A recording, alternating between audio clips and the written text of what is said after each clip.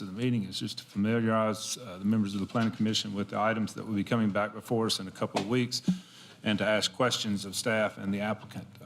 Although there will not be a public comment with each item, we will have a public comment at the beginning of the meeting in which you're, please feel free to come up and speak on any agenda-related item.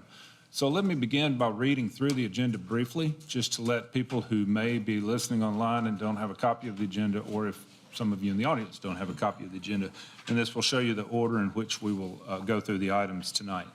The first item, of course, will be a public comment on any agenda-related item. Item number 2 will be the banks at Lot 4, a rezoning with preliminary master development plan. Item number 3 will be the Gallatin Chamber of Commerce signage and alternate sign and site plan. The item number 4 will be 315 Southwater Avenue site plan. Item number 5 is Red River Villas site plan.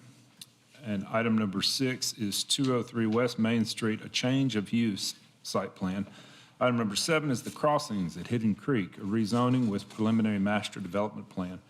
Item number 8 will be Renovation Church, a rezoning. Item number 9 is Gallatin Gap, rezoning with preliminary master development plan.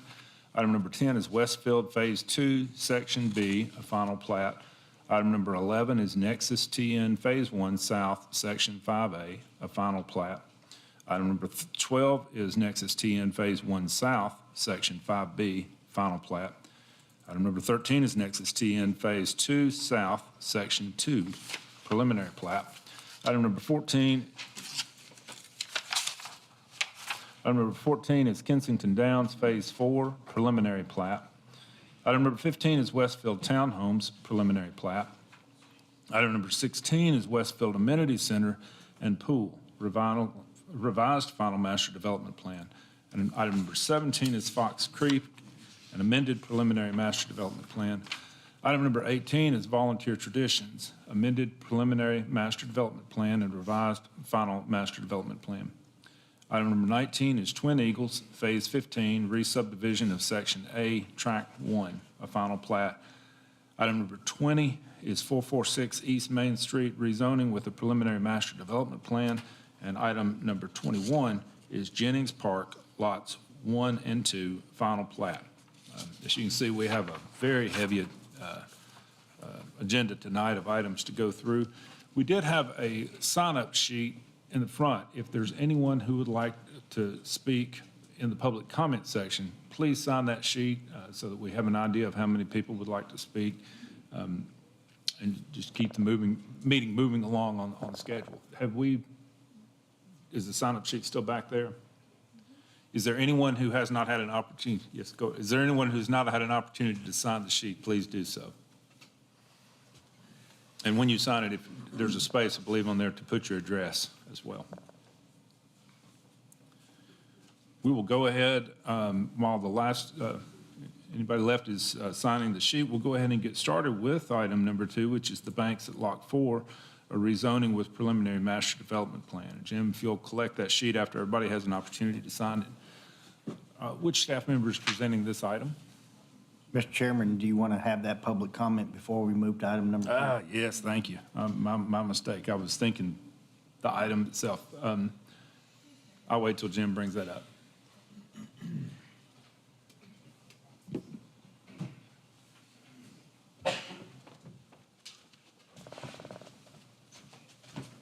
Thank you,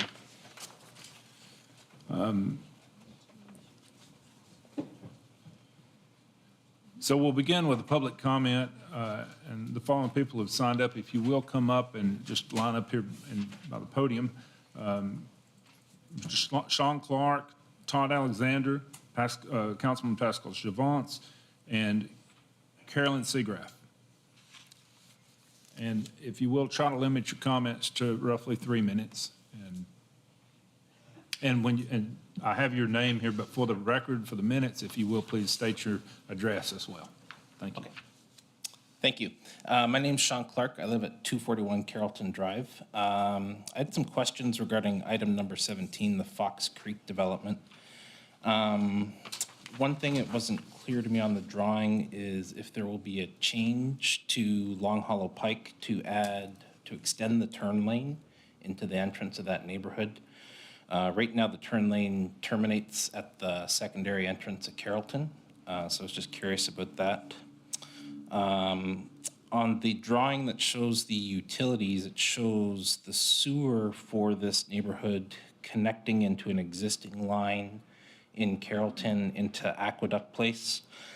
Some of my neighbors there were curious what sort of work needs to be done behind them in terms of the excavation to tie that in.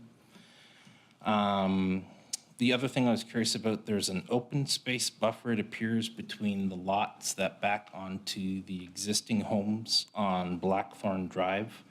So I was curious what the size of that buffer is going to be, if the developer plans to add any vegetation or anything like that. A couple concerns I just want to mention. Traffic on exit 12 on Big Station Camp is already getting quite bad in the evenings with rush hour. It's backed up onto Long Hollow Pike. I've actually been in discussion with the project manager from TDOT, and they've stated that they're planning on putting signals at that exit, but it's not planned to start until end of 2024 at the latest. So just concerned about adding more stuff in our area, especially with everything that's going on at McCain Station. So thank you. Thank you. What streets did you say that open space backs up to? Blackthorn. So it's the bottom end of Blackthorn. Okay. Thank you. Thank you, Mr. Clark. Thank you, Mr. Chairman. Todd Alexander, 217 Strange Circle here in Gallatin. Appreciate the opportunity to speak and want to take every opportunity that I have to do so. I understand this is a work session, that things are just being presented tonight, but my goodness, I could throw a dart at this three-page agenda and pick a topic to speak on tonight. But I do want to just once again, I've been here many times talking about banks of Lock 4 and Lock 4 Road. I work on that road. I'm on it nearly every day. And it is absolutely unreal, the traffic and the condition of the road, the lack of the sides of the road, and to again bring up a rezoning request along with a preliminary master development plan to add a couple thousand cars or so a day to that road is just absolutely unreal to those of us that live there and drive that every day. I understand that developers want to develop property. I totally get that. That's their job. I understand builders want to build on that property. That's their job. I get that. Landscapers want to landscape and make the place look nice. I get that. Realtors want to sell those properties. I understand that. But you represent the people of Gallatin. I know you're here at the pleasure of the mayor to serve on this commission, but please listen to the people of Gallatin that not just tonight, but in the nights to come, will stand here and say, please think about the traffic conditions. Please think about the narrow roads. Please think about how these projects change the environment and the feel of our neighborhoods. Please listen to us when we feel like there is not development, but overdevelopment in this city. Please listen to us when we talk about school crowding and things like that. And, I look today to see exactly what your responsibility is as a planning commission, and it's to consider projects.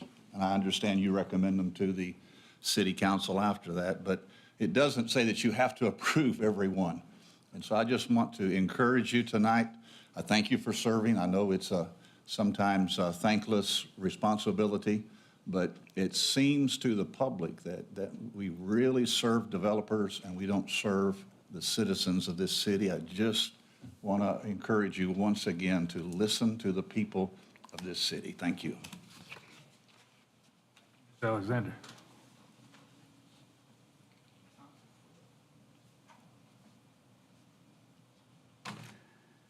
Evening, Chairman Perrier, Planning Commissioner, Pascal Jovens, 1335 Longolo Park. I'm going to start with a number. It's around 1,500, the units you're going to look at tonight who are on the new proposed rezoning and development, 1,500. I've been misled this year earlier this year when I was talking to bringing to you issues about open space and units per acre, because I got told that we were working on redoing the zoning ordinance. Except that last week at the council, I just got told that that hasn't started yet. We haven't signed a contract yet. So I'm going to bring again my concern on open space. Definition, there is only one definition in the zoning right now, and they talk about common open space. And they say a parcel or parcels of land and or an area of water within the site designed as a planned unit development and controlled density development and designed and intended for use or enjoyment of the occupants of said development. I went browse on the agenda and I've taken item 16, item 15, where, you know, townhouses and stuff with what they call in the middle common, actually they call it open space. And when I go really, really in, because it's really, really small, it says stormwater management area. So on big, it say open space, and on really little, it say stormwater management area. That doesn't fit the definition within the zoning, because I don't see stormwater management area as enjoyable, except maybe when it's full of water at a free swimming pool, but it depends how you like it. And my other concern I bring to you is about unit per acre. Again, these stuff are so small that it's really hard to read.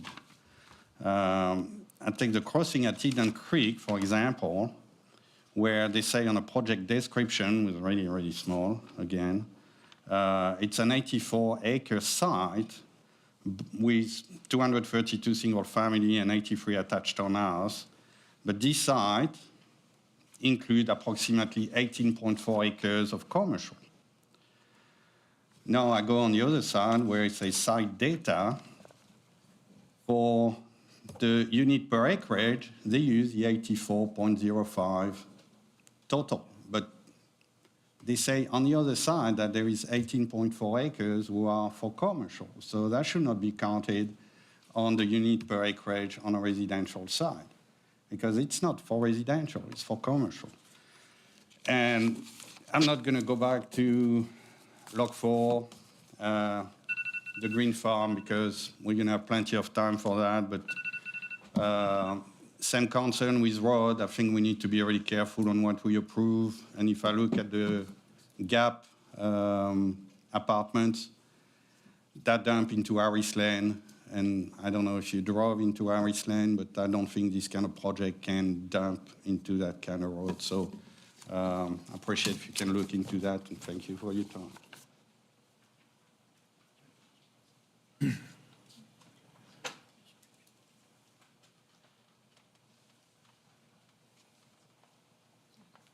Hello. Can I just mention some other folks came in and wanted to sign up, but they missed the sign-up sheet? Who came in late and did get an opportunity? I'll make sure you get a chance to speak. Is there anyone else? Okay. If you'll come on up and stand behind Ms. Seagraff. Ms. Seagraff, go ahead. If you will, state your name and address. Carolyn Seagraff, I'm at 1066 Lakeshore Drive, and I'm here to speak on the banks. And I'm assuming it's called the banks because it's on the banks of the Cumberland.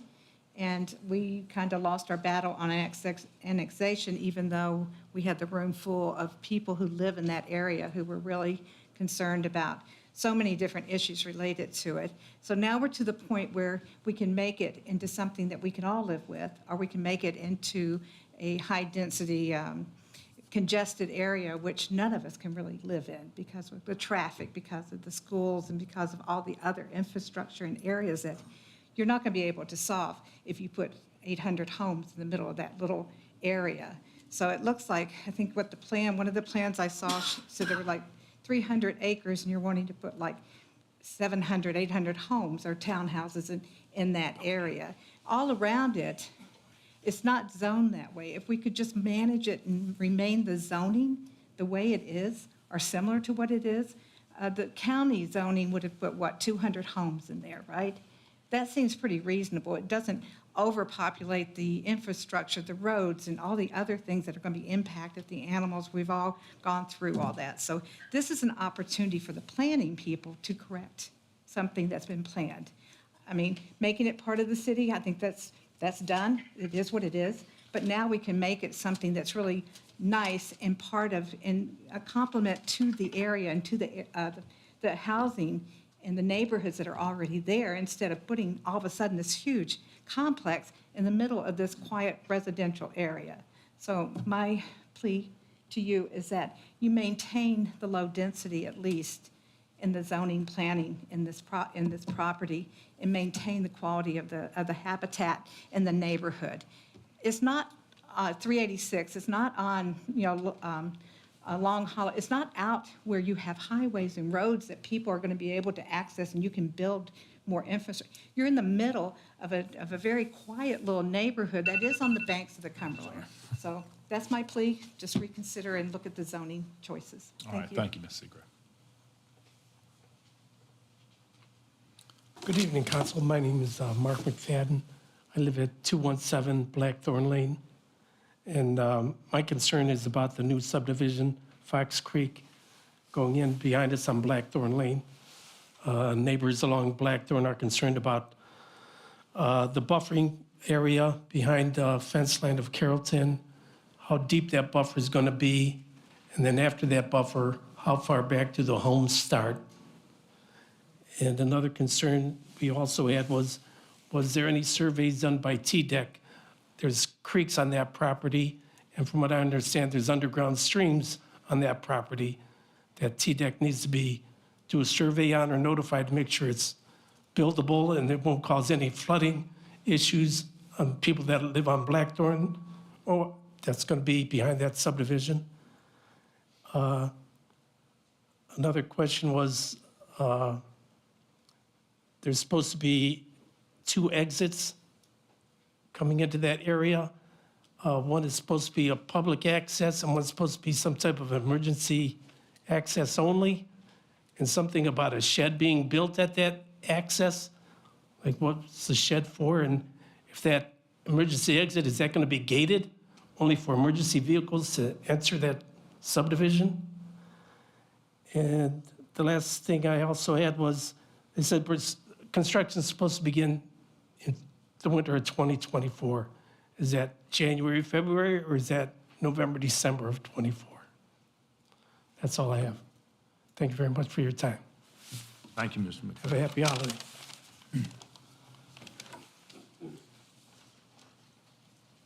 Hello, my name is Vicki Hendrick, 560 Peach Valley Road. I was late getting here.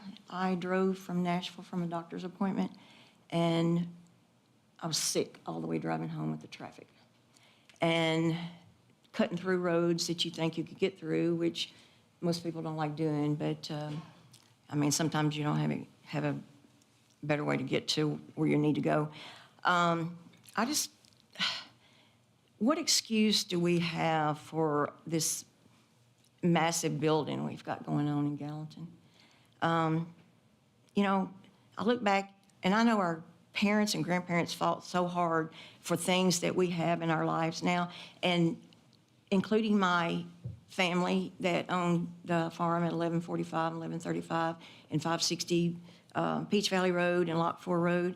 And I just feel like we're destroying everything that's always, you know, that we look forward to that's valuable to me.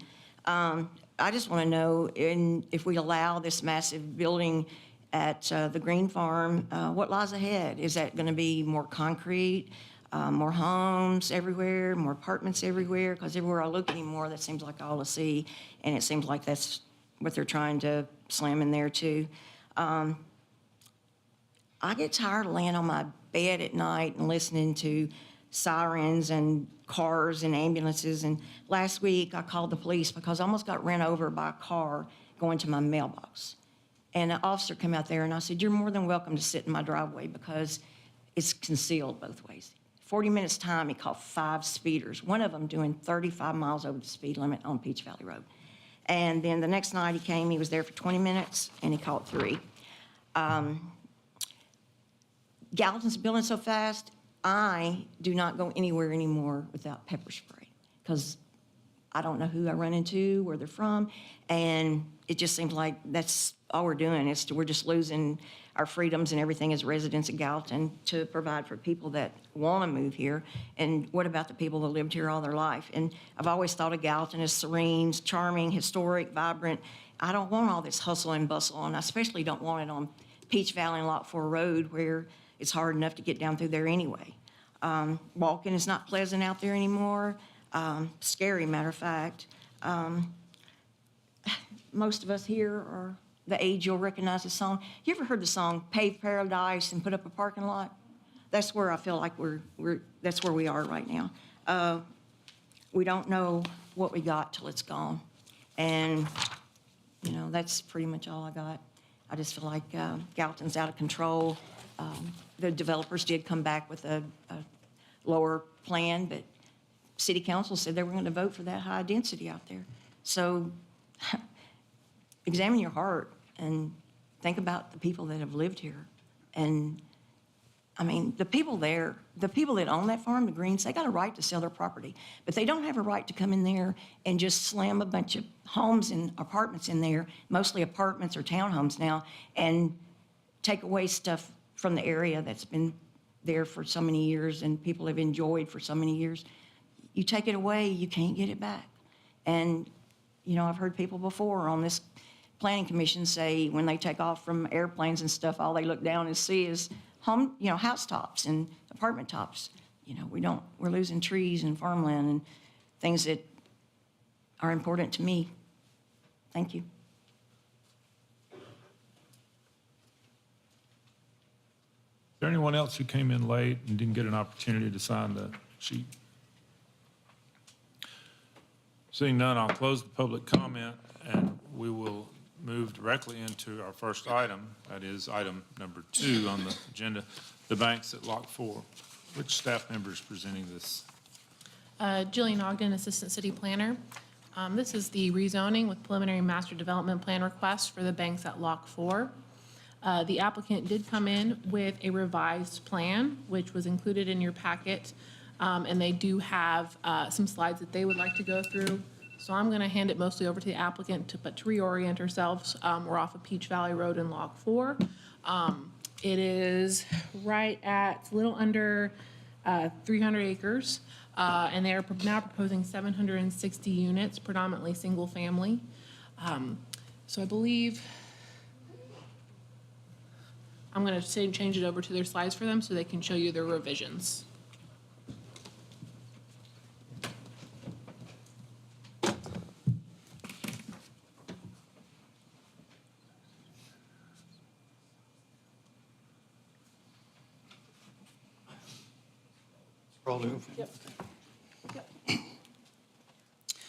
Good evening, Commissioners. My name is John Haas. I'm with Edge Planning, Landscape Architecture, and Urban Design. And we're here tonight to review the changes to our proposed plan, as well as highlight some of the guiding principles that form the plan that we haven't been able to discuss up to this point. First off, I want to introduce the team. I think you're mostly aware of D.R. Horton as the builder, Civil Site Design Group as a civil engineer, and us as the planner. This is a team that's worked together on multiple projects, and currently D.R. Horton is building in Nexus and Fairway Farms as part of this team. So the overall plan, I just want to touch on a couple things here because we're going to talk about them more as we go through. But some of the key revisions, and what I want to focus on is the reduction in lots. We reduced the lot count by a total of 117 lots from 877 to 760. And in doing so, we also increased the amount of open space on site from 115 acres to 148 acres, which makes up 50% of the total 295 acre site. I want to focus on that green space to start with because it really drives the form of the plan and talk about, I'm going to keep going backwards and forwards, talk about these green spaces. So just real quickly, we want to highlight some of the usable spaces that we have within that 148 acres. And it begins in the northwest corner at the existing community park along the lake. And we have changes there that we want to talk about. We worked with the park director, but then you see space 2, 3, 4, 5, and 6, and we're going to flip through those very quickly so you can see what's programmed within those spaces. So this is the existing city park. We've talked with the parks director about potential improvements there. And what those improvements that we're outlining are new entrance monumentation to the park, a greenway runs along the lake bank, improvements to the existing playground that is there, including the addition of swing sets, and then also improving the existing fishing pier dock to just, it's in need of repair and improvement. So another item there that we would do, but that is where we see that our community begins and really blends in with the existing infrastructure of the site. All of that would be connected with the greenway we have located along Lock 4. The next slide, space 2, is about little over 2 acres, but it gives you an idea. What we've done as part of our revision is we now have paved greenway trails, which are approximately 3 miles of greenway trails throughout the site that are paved. And then in addition to that, we have native trails, which follow along the lines of the stream corridors to the rear of the lots. And this is a case where those native trails, which will lead down to the greenway on Lock 4, so it is a walkable trail, but you would have landscaping and benches, trailheads is what those 2 spots are. The next site is the community's main amenity. It's a little over 3 acres, and that's just counting the immediate green area around the pool and clubhouse. What we've done there, what we are proposing there includes 2 pickleball courts, a large playground, 2 sets of swing sets again, the pool, of course, and a cabana clubhouse. Now, this is the one area in the green space which is limited to members of the community. All the other green spaces are accessible to the public. Potentially, this one, again, is accessible to the public by a connection up there in the north, I guess you would call it the northern corner, where there's a trailhead which leads to these native trails, leads down to an open playfield area, which is graded out to be fairly flat. We might throw something in there, or add something in there like soccer goals. Again, not a competition, but a recreational play area for not just members of the community, but for also folks from outside the community. Another type of green space we have, which is a little over half an acre, is a more formal green space located where we would locate the mail kiosk for the community. That's the way the post office addresses mail now. And also have sitting areas, landscaping, but a little more formal landscape area where we also have the parallel parking for the mail kiosk and for access to it.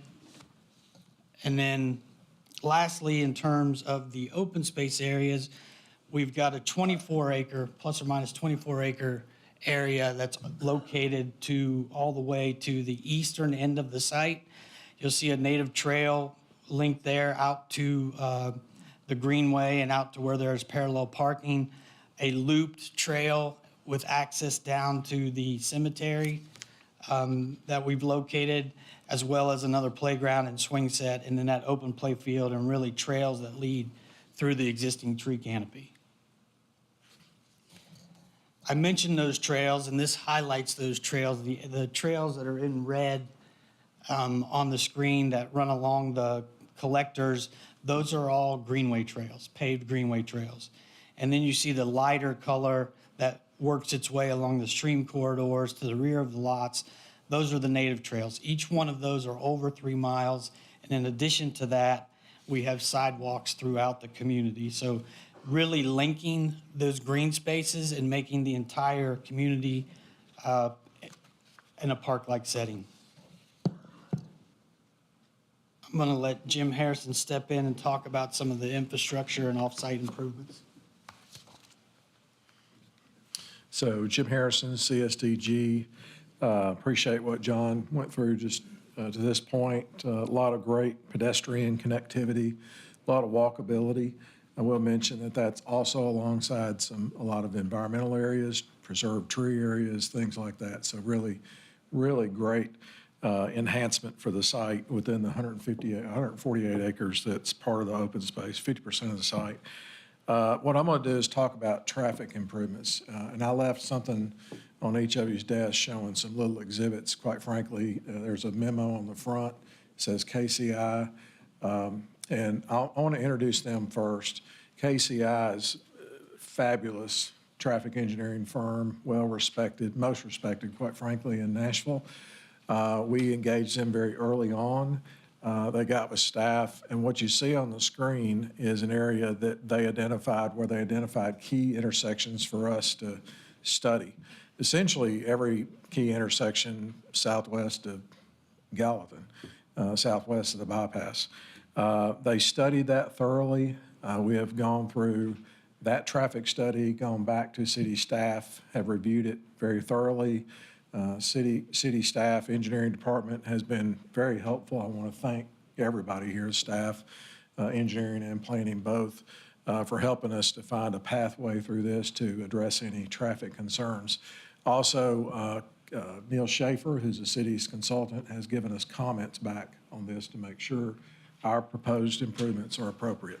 So what you see up on the screen, and I've talked through this before, but I wanted y'all to have in front of y'all some details on these intersections as we go through them this time. As you look at the map up on the screen, and I'm gonna kind of go to the top of the map. There's a bug flying around in front of the screen. Thought that was a pointer for a minute. But if you go up to the very top of the map, there's a signal there. That's an existing signal. And that's one of the things we'll do optimization on. But if you run down Lock 4 Road, you'll see a 1 right beneath that. That 1 represents that we will work on that first. Now, inside of your packet, you will see, thank you. Is that the pointer? Okay, thank you. Oh yeah, that's better. So here is Hancock and Lock 4 Road. There are 2 options in your packet that we're currently working through with engineering to see what can be done. The bottom line is we're going to work out with engineering whichever of those 2 options is the best for the city and the most feasible. We're working to optimize that. I was on the phone again with Nick this afternoon just to make sure I was saying that accurately. So we just want to show you both of those options. We don't know which one we're going to do, but both of those options make that intersection better. Even with our added growth, it's better than it is today. It improves the situation, and we know that that's the case. The next one, as you come down Lock 4 Road, it shows a 2, and the next one, as you come, that's at Nichols Lane and Lock 4 Road. That actually has 2 options in it as well. Same thing there. We're going to work with engineering staff to pick the optimal solution. Some of that depends on lanes, turn lanes, different factors, but we've identified those as 2 good solutions to make sure we're increasing capacity at that intersection. As you move on down Lock 4 Road, this number 1 here is the entrance to our development. I want to talk a little bit about that because what you see on the screen, and I've talked about this before, are yellow lines that are running north and south and east and west. Those yellow lines are the collector routes that run through the development. They're designed specifically to create choices for drivers. What we did early on is meet with staff and identify the green lines which mirror where our collector roads are designed into the development. That's so that we can match up with existing features and put them in the right locations. I'm going to move on over to item number 3 that's shown on the map, and that's Clear Lake Meadows. That's in your packet as well. That's the 650 feet or so road that did not have funding to line up that collector route off of Nichols Lane. You won't see it identified in the traffic study because we don't have any effect on it.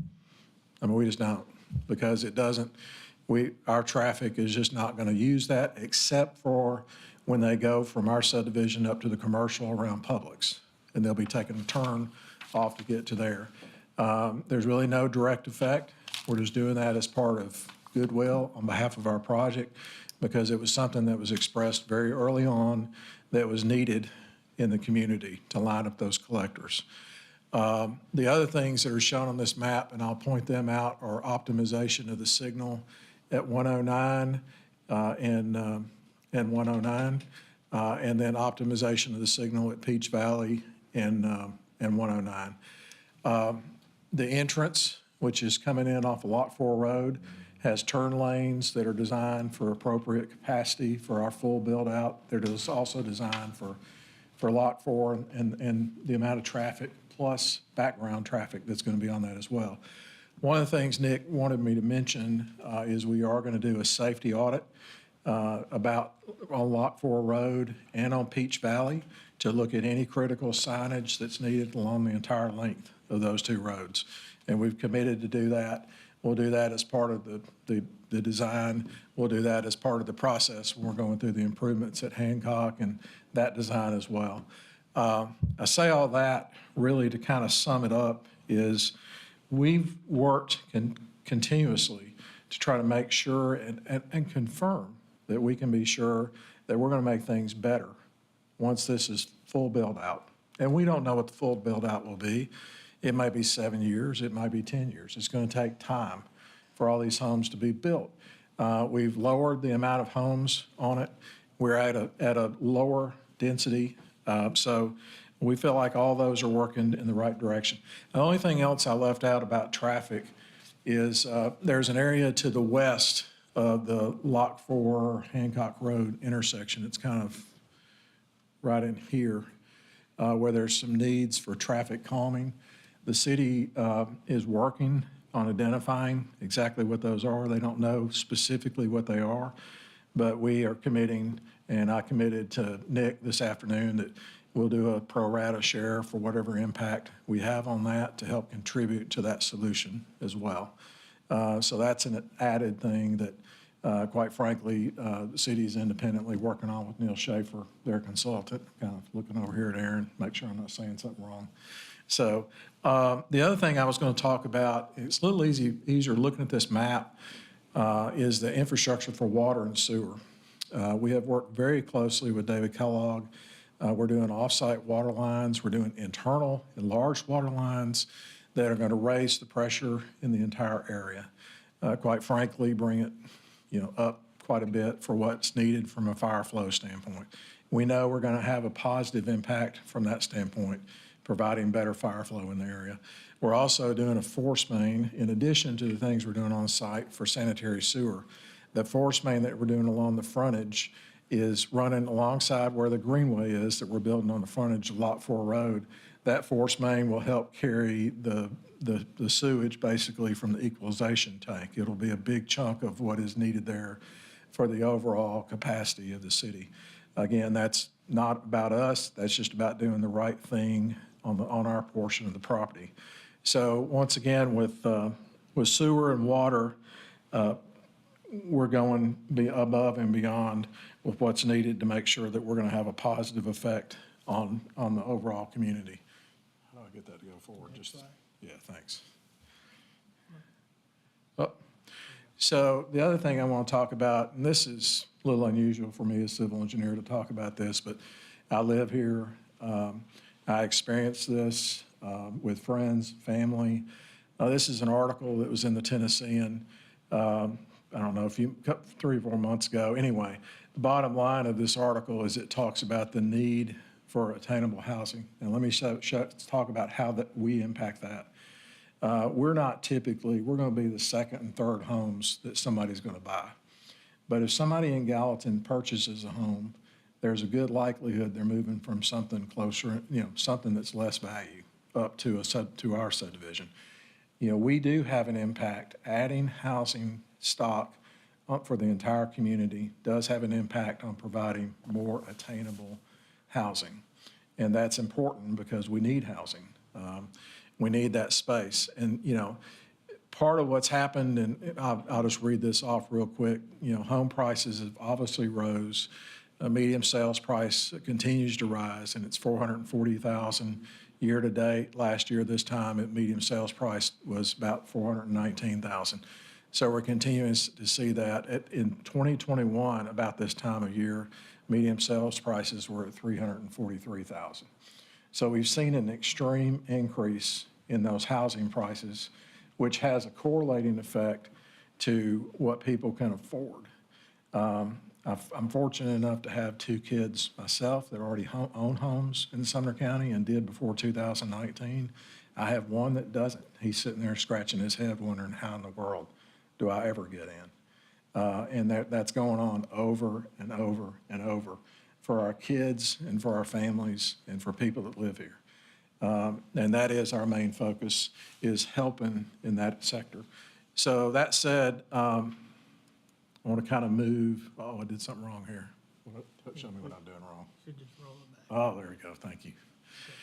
So this next slide, I want to just go through, this is the beginning of kind of talking about what we're doing relative to the land use plan. And we wanted to be very, very, very careful and make sure that we were doing things that were in the direction of what the land use plan stated. So I'm going to read the part that's highlighted in yellow. Property owners and developers, this is from the land use plan. Property owners and developers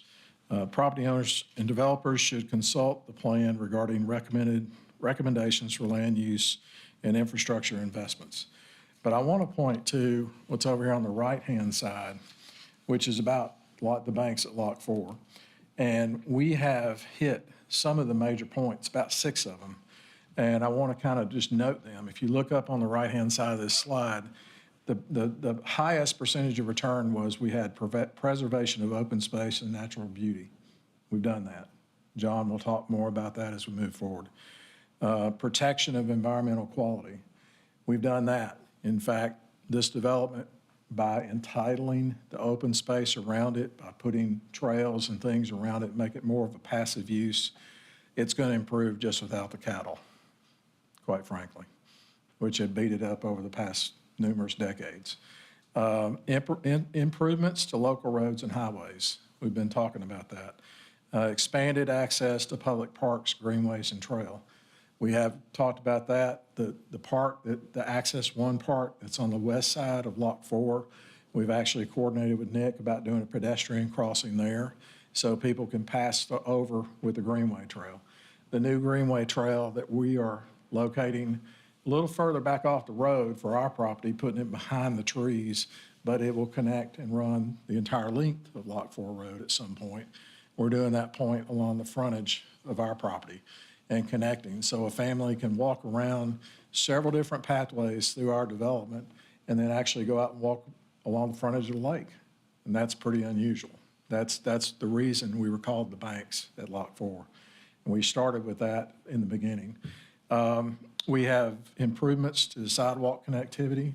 We have a grid that runs along all the roadways in addition to the 3 miles of greenway and the 3 miles of nature trails that will provide a lot of options that people have to walk through the neighborhood and obviously to other neighborhoods as well as things continue to develop. Expanded access to recreational facilities. We talked about that with the park. So with that, I really just wanted to kind of hit that. John's going to talk a little bit more about the land use plan. These 2 slides are about that, and I'm going to just leave that there. Okay. Thank you, Jim. Yes, the next slide, okay, great. Just want to go over a couple things that guided the development and the design of our community. And certainly begins with the suburban land use, which refers to an area of medium density dominated by residential land uses, which is exactly what we're proposing. And it also talks about connectivity and a suburban form that provides for walkability within the community and in connected communities. So Plan Gallatin, this is taken directly from Plan Gallatin. Talks about land uses, transportation, open space, and then we want to talk about the recommended density. From land uses, what I really want to highlight is within the document, it talks about mitigating the impacts of traffic by utilizing urban design and landscape buffers. We've definitely done that. I'll touch on that when we get to this next plan. Transportation, it talks about collector streets should make accommodations for pedestrians, which we've done throughout. All of our collector streets have the greenway, the paved greenway along with the collector streets. And then open space, publicly accessible parks along those pedestrian routes. And you heard me go over those a few minutes ago, those 6 key spaces. And then really, the last thing I want to touch on is that recommended density key. It goes for suburban land use from 2 to 5 units per acre. Our proposal with the reduction in lots is now down to 2.58 units per acre on the lower end of the recommended density key. So that certainly helped us guide. Now it's doing it to me. There we go.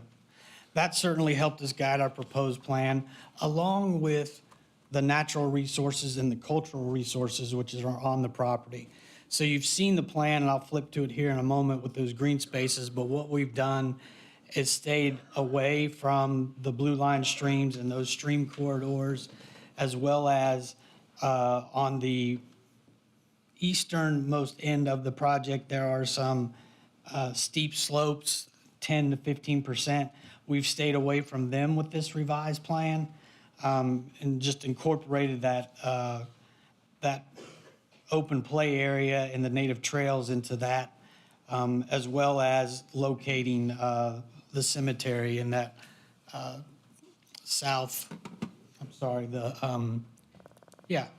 just call it the western or the eastern edge down here. It's where that cemetery is. And then the next slide just shows you some character photographs of the property. And you could say that the property is identified primarily through those wooded stream areas and open meadows. And we believe very firmly that with this revised plan, we're able to preserve both of those very much and keep that with this 50% open space, preserve those features as part of the community. Just want to touch on real quickly, and then we'll get to the next slide here, but not necessarily all the changes, but some of the changes, as I said, we reduced the lots from 877 to 760, which decreased our density. We increased the open space to 148 acres, 50%. Our vehicular connections to the adjacent properties per the long-term traffic plan, which Jim talked about, as well as traffic improvements off-site. We've incorporated comments from this body, as well as staff and the community. We still have a mix of housing types, but one of the things that I want to point out is we are no longer proposing front-load townhomes. Front-load townhomes have been removed from the proposed plan. All of our smaller lots, whether that be the alley-load single-family or the townhomes, are all internal to the development. So on the outside edges are our larger lots. We've increased buffers throughout the community. We've always had buffers so that no lot touched the exterior boundary of the site.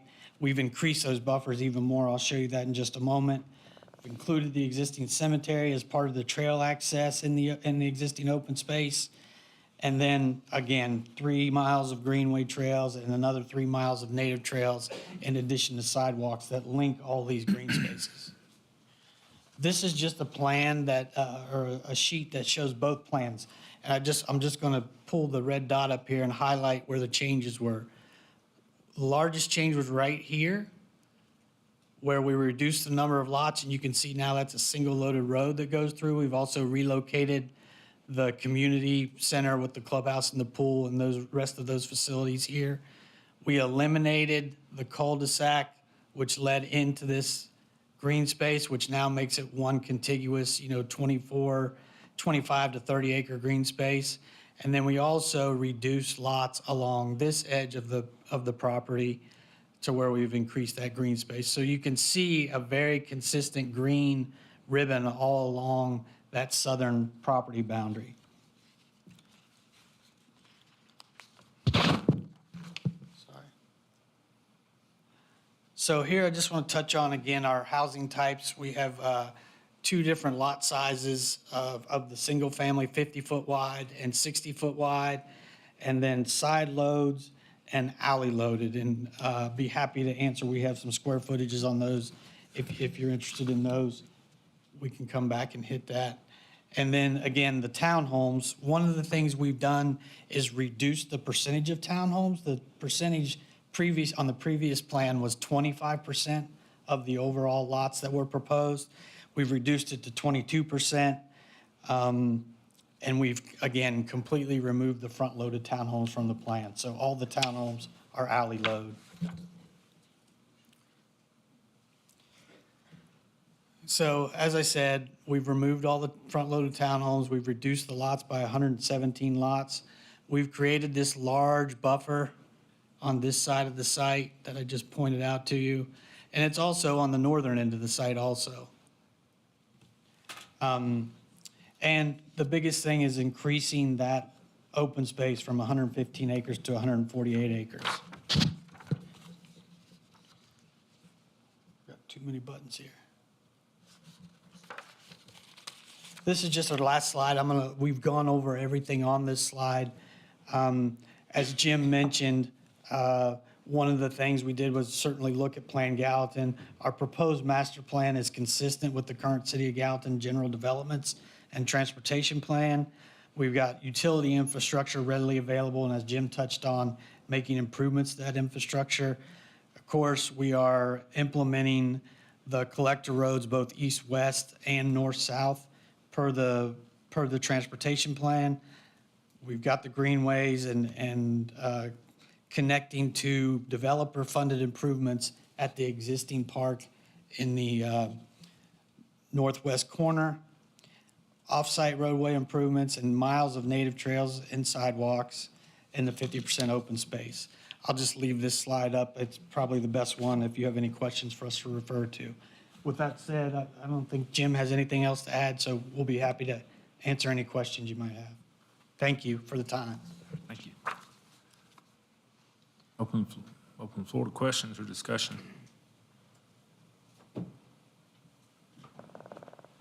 I guess, Aaron, question on the Hancock and Lock 4 intersection. Do you guys have any indication of what's going to work better there, whether it's a roundabout or an intersection? We're not sure. We'd have to look into the right-of-way, how much is needed. We need a little more solid design on that. Are y'all confident y'all could obtain the right-of-way? Nick and I spoke about this briefly. That's one of the factors that goes into this. We may do the design for both of those and then look at what we can work out on the right-of-way. We know one of the designs is more of a conventional intersection, which is just a sliver of right-of-way along the frontage. But the roundabout itself at that location has a driveway that comes out on the west side, and we need to coordinate with that property owner before we commit something there that may or may not. That's really one of the biggest reasons we've got two options, and we'll just need to work through those details.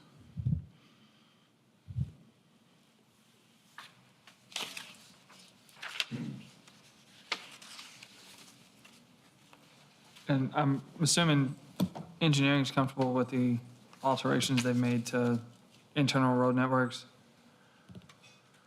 Internal road networks, yes.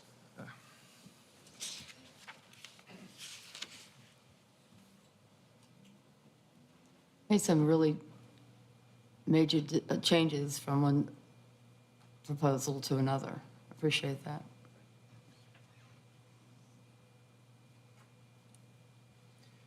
Yes, one of my other questions, and I appreciate the summary of the traffic stuff. I know it's something I asked about when this was in front of us a couple of months ago. So the traffic study was like reading a phone book. So, but I guess one of the questions, I've long expressed the concern that the impact of the traffic and how it affects the existing area. And this may be something that you may not be able to completely answer tonight, but are the proposed improvements and the timing at which they would happen, does it from day one improve the traffic in that area? Yeah, and I believe the answer is yes.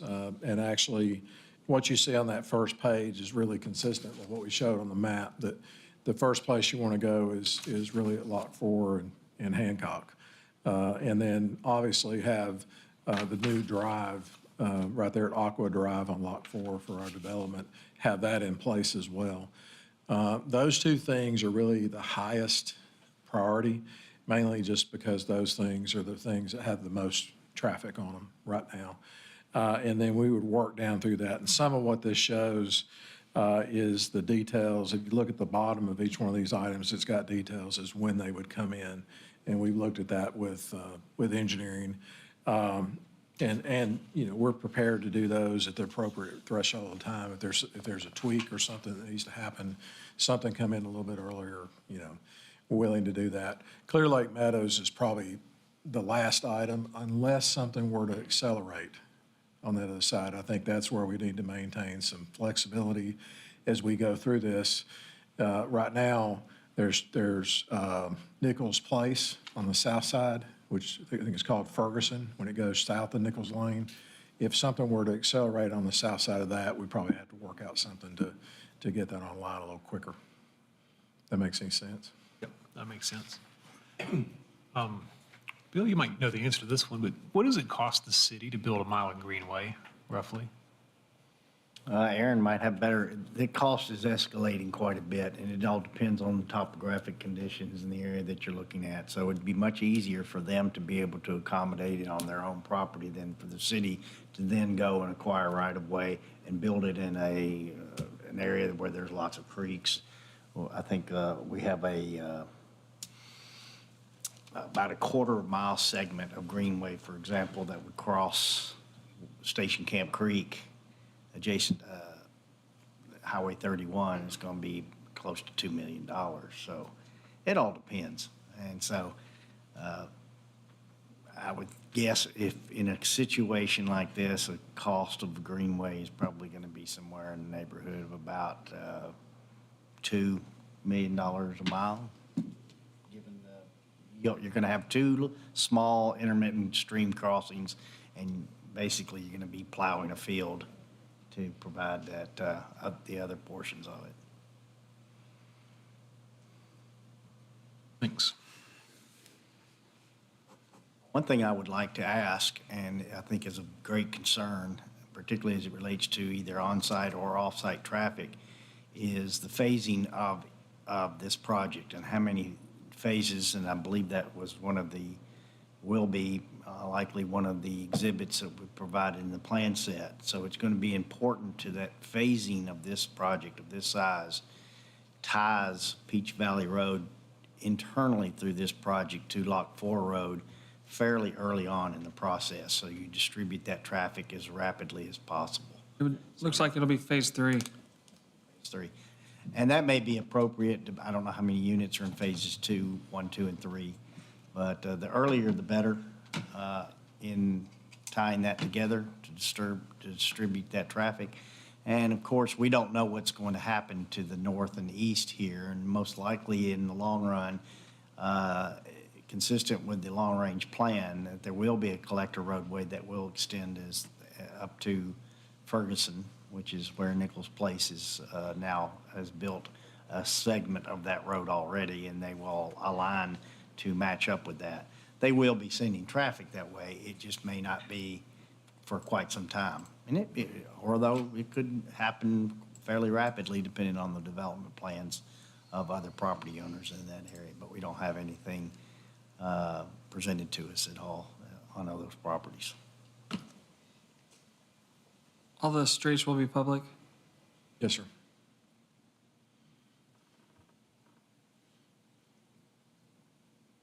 We'll say, I appreciate the connection to the park. Also, the realignment of Clear Lake Meadows is, I think, a huge win, especially if it's the city not having to construct it. Would that be at full build out? That's currently the plan, but Bill just kind of alluded to what I was mentioning earlier. If something accelerated along the south side, Yeah. we probably would have to amend that and step that forward a little bit more. Because we realize that there's going to be a lot of synergy between this neighborhood and the commercial around Yeah. the public center. And that will help at some point when we get into a recession or something to keep some of those places alive.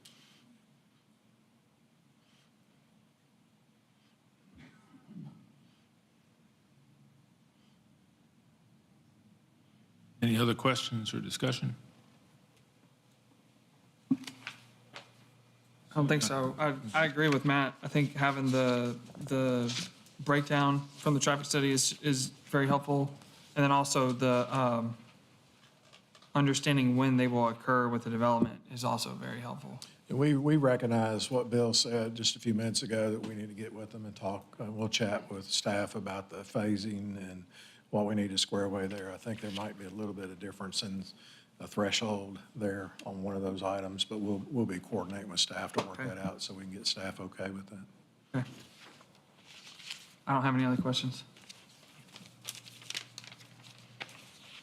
Seeing none, then we'll move on to item number 3. Hank, thank you. Appreciate you. Appreciate y'all's time. Item number 3 is Gallatin Chamber of Commerce signage, alternative sign, and site plan. Which staff member is presenting this?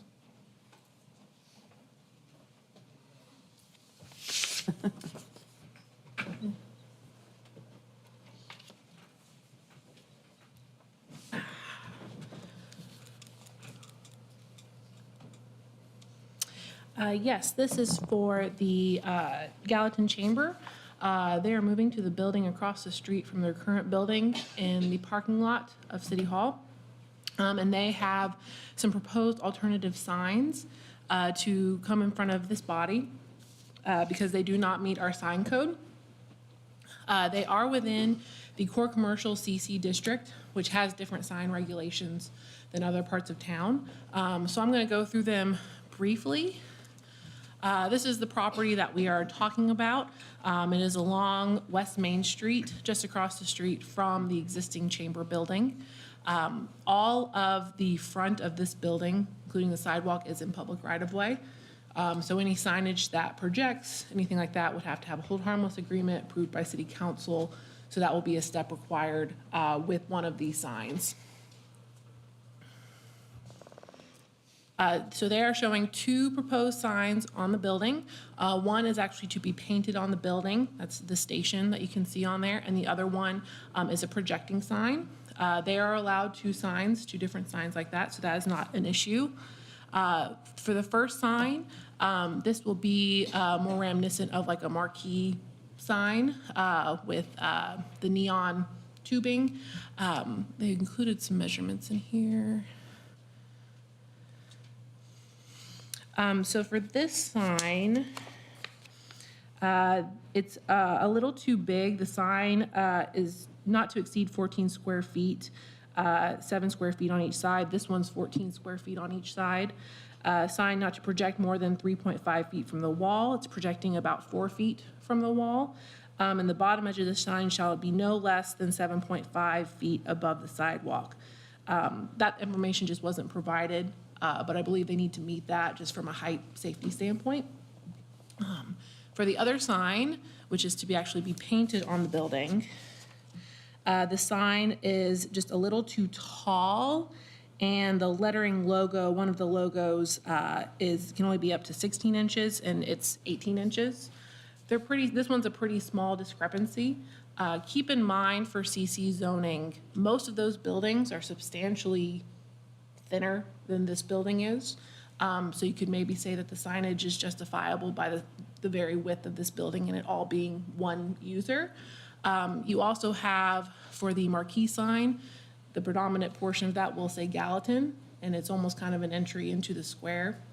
So something for you to consider as well. The applicant and the owner is here and is happy to discuss or answer any questions But the projecting sign in particular would go to city council for the liability and hold harmless element of it.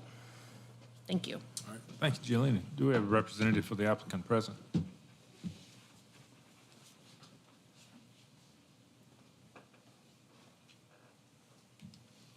Evening. My name is Clay Haynes. I am the owner of Public Square. Our office is right over here at 106 Public Square in Gallatin. I live at 814 Basketball in East Nashville. I'm the owner and the contractor for this project, and our goal here was to create a gateway coming into the downtown Gallatin. Tell you a little bit about the history of this specific location. It's a historic boat trust building. It was built in 1929. It actually connected Gallatin to Nashville with an electric streetcar. There's basically looked like a trolley between 1929 and 1936. And if you've ever been to the Entrepreneur Center in downtown Nashville, you'll kind of see a little bit of the similarities between the building that we're currently under contract, or under construction for with the Gallatin Chamber and the Entrepreneur Center in downtown Nashville. And that was our goal here with partnership with the Gallatin Chamber. Unfortunately, that went out of business in 1936 with the Great Depression and with TVA coming in. And we were excavating the foundation footings for some of the structural steel that was going in the building. We actually found the historic railways coming into this. And so the streetcars would pull in head first and then back out and then head back down towards Nashville. That's the reason why it's called the station. And we believe that this design represents the geometry of the WYE track that was that turnaround. And again, the goal was to create a sense of pride and place that would make all of us proud. So we'd love to have your support for this and happy to answer any questions. Oh, open the floor to questions. Yeah, to Jillian's comment, the painted on sign on the front, just the scale of the building, I personally see no problem with that. I think that's a pretty easy one to say. If you made that completely compliant, it might wind up looking like a mistake. So I think that one makes a lot of sense. And then the other one, I guess to be perfectly honest, I don't see a problem with either one of these requests of the variance. The gateway to the city, the fact that it says Gallatin and what it is, it's the Chamber of Commerce. It's not a for-profit business, and it's really a part of the community. So, so long as the height meets the 7.5 feet off the sidewalk part, I personally think they both are more than acceptable. I think they're good. I just want to say I thought the history was fascinating, and that it gives all the more reason for the protruding sign up there to, I'm all for that. Is that where the term Stop 30 Road comes from? Is that the same street? Well, actually, number one, where they used to call number one Church of Christ, that was the first stop. When you pulled the electric streetcar out here, that was the first stop. And a little bit more of the history, I was told that Miss Weems, back when she was alive, used to actually walk down and take that number one stop, and then you could actually go all the way to downtown Nashville. So, and you can see some places actually on Gallatin, all the way down in Nashville where the rails are actually protruding. There's one right now near the Kroger's on Gallatin, about the 3000 block. So pretty neat little history there. Good looking project. Is any other questions or discussion? I think it's cool. I do too. We'll see you back in a couple of weeks. Thank you. Our third item, item number 4 is 315 Southwater Avenue site plan. Yes, this is located on Southwater Avenue. Here's a location map to give you some context, just south of the square. There's an existing building on the site, a multi-tenant building with a number of tenants, and they're proposing a building in the back of the site. Keep in mind, this building was built without a permit, so we're kind of coming at from a different perspective here. So here was the existing site before, and the yellow building is the new proposed building. It is a steel building, it's a 40 by 55 foot building. We are not 100% clear on what the building will be used for. And I believe there was some questions that they're working through about fire truck access. I know codes had some concerns about the construction of this building. So right now we're trying to handle the site plan process of it, but they have met with the codes department and are trying to work through some of those things. For us, there is an architecture alternative. It is a steel building. And additionally, the building is only 4 feet from the side property line. Core commercial, or commercial services, which is zoning, requires a 10-foot side yard for all primary structures. We do have something in the zoning ordinance about accessory structures. They can be as close as 4 feet to the property line. But usually you're dealing with sheds, not quite a building of this size, and especially if this building is used as a primary use.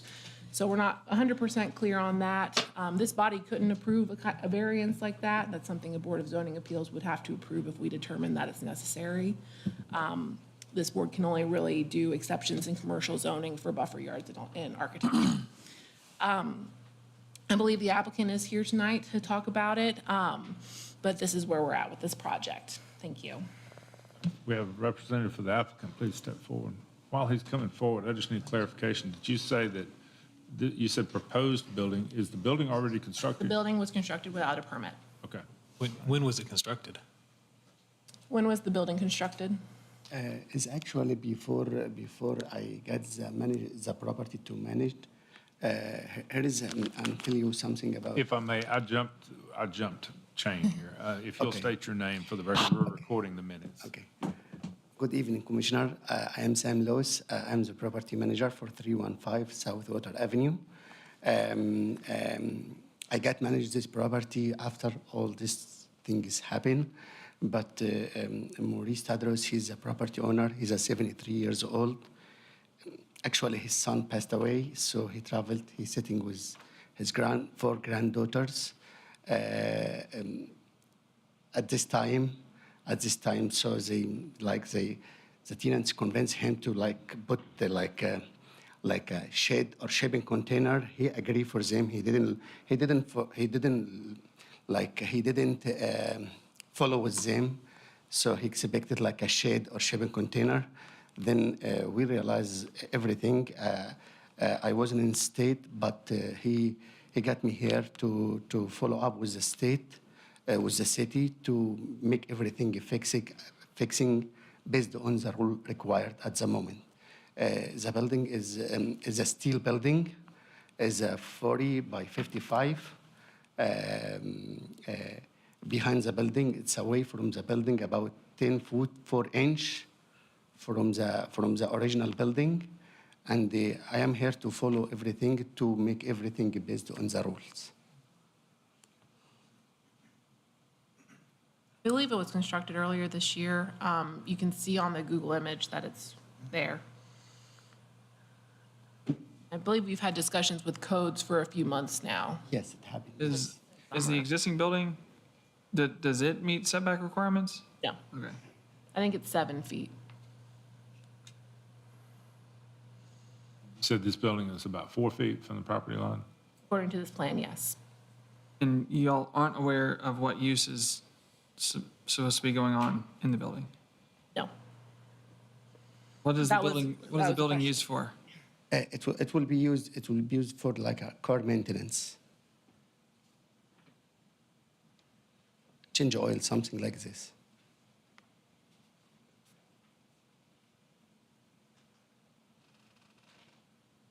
Was this property surveyed with this site plan by a surveyor, or was this just something you guys drew up?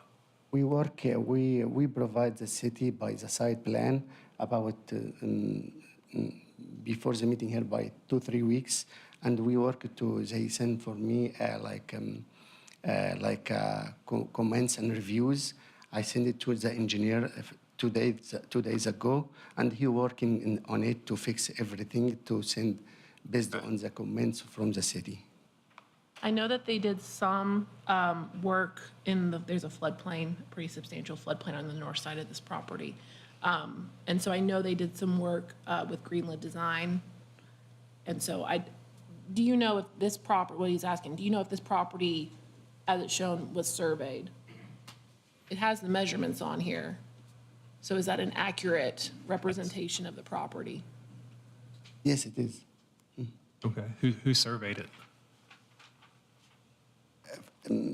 I guess the current engineer now from the site plan, you mean survey a limits of the property? Okay. It's what? Lance may have some help. Yeah, for a second. Greenlit Design has helped him on the plan to address the stormwater issues. There's been some illegal filling of that stream in there, and he's actually been under a stop work order from stormwater during this time. So he's addressed that. During those plans with Greenlit, they have not been surveyed. They've been using our GIS information, but it is something that we've talked to them about. The GIS information is pretty accurate. This is generally accurate, but it's not surveyed. So if Greenlit needs to survey it, they have that capability. But what we have so far has not been I was surveyed in. meaning by survey like a limits of the property. So the building, the steel building is already in the property limits.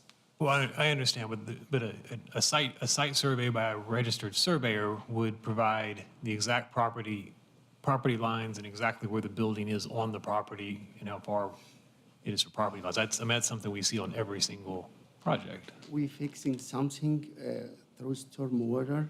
Okay, so I'm not sure if at this time they make survey or not. Yeah.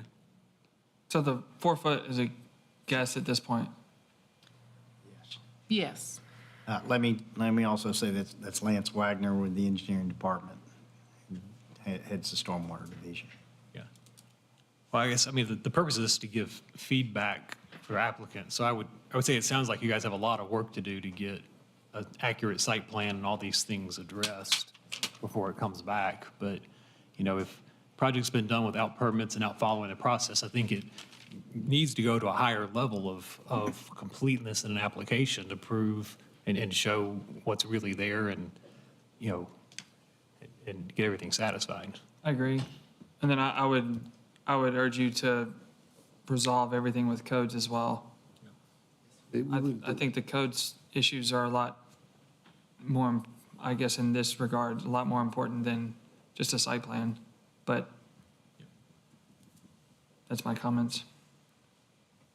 We will follow everything with the codes. Okay, I'm the person who can follow with them to make everything based on the rules required. Okay, that sounds good.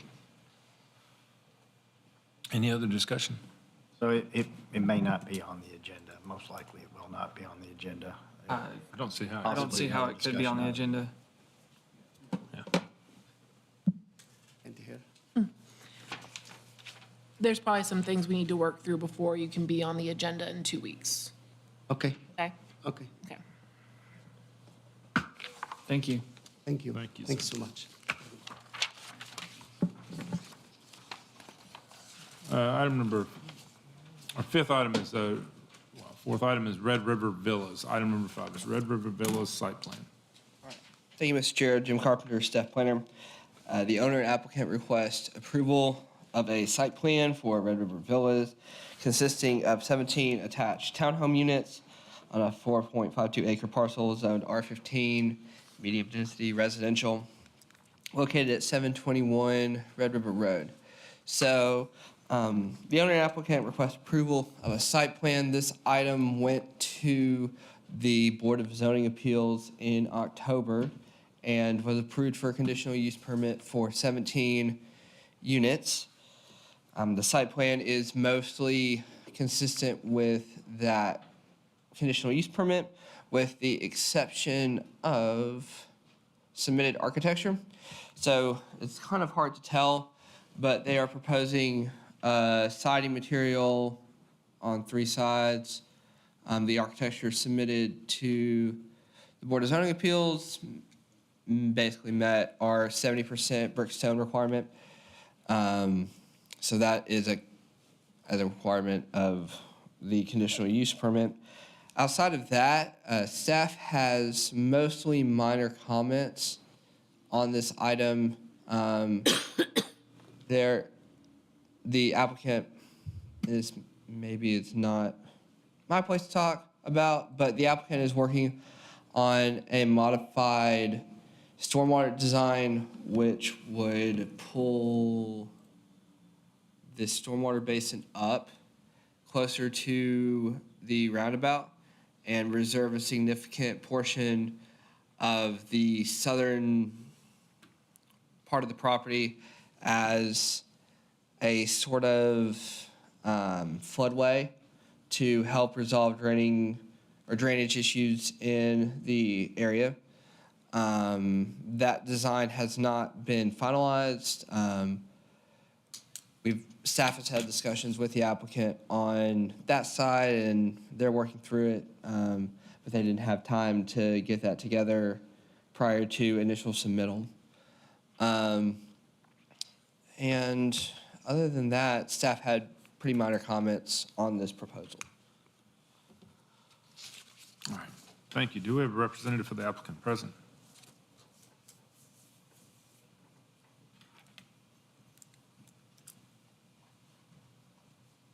Connor Gilbert, TTL, Civil Site Engineers. Generally, I mean, this one's been through quite a few times at this point. But as Jim said, reduced it roughly half. Got a conditional use permit for multifamily, well, attached townhomes more so. And this does meet the current zoning density allowed for single family on the lot. As Jim also mentioned, we've kind of moved some things back. There's a wet weather conveyance that's on the southern side of that property. There's some drainage issues downstream of it. The goal is to kind of develop a drainage easement area to store some volume, hopefully attenuate some flows and prevent or improve some of the downstream drainage. Thank you. Any questions or discussion? I guess one of the things Jim brought up, the architecture changing from what was approved at BZA, is that something that the applicant's going to be asking for, or? I'm not certain about the change, but the owner is well aware of the architectural issues. They do understand the brickstone requirements. Comments have been sent back over to them, and I'm hoping to have updated architecturals for the resubmittal. But it's currently understood for a building permit that they will have to have those percent material requirements met. Okay. Yeah, I mean, I think that'd be the kind of key takeaway. If they went to BZA and showed them something that was 70% brick or stone asking for a conditional use permit, it's probably not going to go over very well to come back and ask for something different. Oh, certainly. Planning commission, so. Yeah, I'm not 100% certain as to where that change was made, but everybody's well aware of it, and they do intend to submit that alongside building permits and, of course, with the resubmittal to the planning commission. Okay. Any other discussion? No questions? All right. We'll see you back in a couple of weeks. Thank you. Right on. Y'all have a good evening. Thank you. Okay, thanks. Item number 6 is 203 West Main Street, change of use site plan.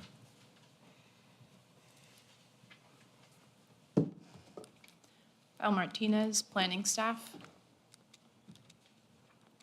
The owner and applicant are requesting approval of a change of use site plan for an existing building, 203 West Main. This property is currently vacant. The previous use was general retail sales, and the proposed use is animal care limited, which is an allowed use under the CC zoning. This property must meet all conditions listed within the zoning ordinance. More information is being requested in regards to meeting minimum compliance. Al, do we have a representative for the applicant present? John, I'll have to recuse myself from this item. So you're all familiar, this is the site of Aggie's. It was office supply business. It's no longer there. Corey Nelson with 615 Design Group. We are addressing the comments from the city. There is, just to note, there is no external changes to the building. Most of it will be internal. The dumpster, like one of the questions was about the dumpster location. There is a garage door that they'll be utilizing with kind of on a ramp that they can kind of pull out every day for daily pickup. And then the parking will be striped, but everything else, they'll be adding their own sign, going through the sign permits for that, but everything else should be internal as far as the rework for this building. Happy to answer any questions. So I'll throw a question out there. I'm so glad to see this building repurposed and get used. Obviously, with the parking there on that, what is that side street next to Trousdale Place? Locust? Yeah, Locust Street. Yeah. The backing right there interferes with the stacking at the light. What are your intentions how are you going to work with the parking for this property? Currently, that is the existing parking. We'll be working with staff to try and address those comments, but right now, it is used for perpendicular parking. It would severely limit the site if you went to parallel, basically down to almost 2 parking spaces from 6. I know right now there is no required parking for this area, but it is intended to use some of that for parking now. We can work with city staff comments for some kind of address, but that is kind of used on the whole Locust Street as back-end parking. If you can see, the building to the south also has that, and the additional one. But that is a concern that was brought up with the comments. I didn't really bring that question to the table with a solution in mind. I was hoping that you. Yeah. A question I'd have, though, if it's, if the use was to stay the same as retail sales, would there be any requirement to change the parking, or since it wasn't changing use, there wouldn't be anything to talk about? So because it's zoned core commercial, there's no parking minimum that they do have to meet. They do plan on utilizing the existing parking spaces. They have mentioned restriping the lot, but one of the concerns in a current discussion with engineering is how they're going to be able to do that in a manner that's safe with backing out. Yeah. But I believe we're still trying to work out a solution with that one. Yeah, okay. Yeah, if it was still the same use, there's no change of use site plan. Right. Correct. Just So we because would- the use is changing. Yeah, it's because the use is changing, but I mean, just throwing it out there, I mean, if a retail use would in theory maybe have more people accessing the parking than this use, wouldn't it? I mean, Corey may have I'm not a traffic engineer. But I do know that retail and using it for retail, you will still generate traffic there. That's why there's the need for utilizing that parking, but I cannot speak to, I guess the client could if he wants to, eliminating parking, but I cannot say that. Okay. Hey, my name's Brandon Maynard. I'm the co-owner of the franchise that's looking at this building. The franchise is called Houndstown, and so it's a doggy daycare and boarding facility. It doesn't require a lot of parking spaces because the general idea and how business runs in any other location is that you pull in and you're there for 10 minutes and you pull out. I think right now there's room for 7 to 9 spaces maybe. The front portion is where probably you would have an ADA space with a significant loading zone. So now you're back off the intersection somewhat. Okay. Then where the garage door is, where we're talking about our trash solution, you would also have a loading zone there that wouldn't have parking. So that leaves in the middle. Staff parking would have to be figured out somewhere else, right? So it wouldn't be loaded down with staff parking. And there's not a lot of staff that would be in the building anyways, 3 to 5 at the most, right? But we would coordinate with somewhere in the area for staff parking. Now, the only thing that you're really worrying about is the in and out. Now, your in and out would be during that kind of drop your kid off at daycare, pick your kid up from daycare timeframes.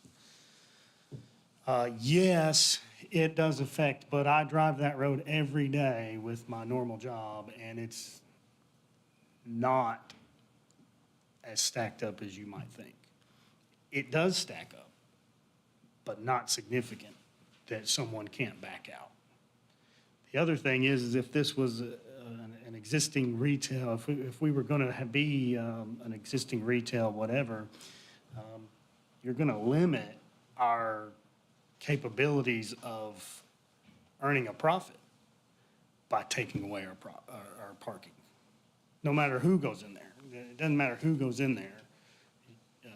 Restaurant, it doesn't matter. Unless you get a doctor's office, it's going to matter, or somewhere that it doesn't have a lot of customer flow. But you're going to limit this property forever by taking away this parking option.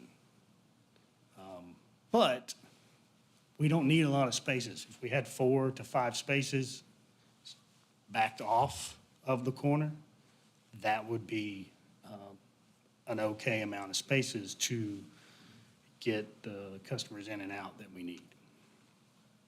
Yes, they're gonna have to back out. There's no other way to do it. How else, you just can't do it any other way.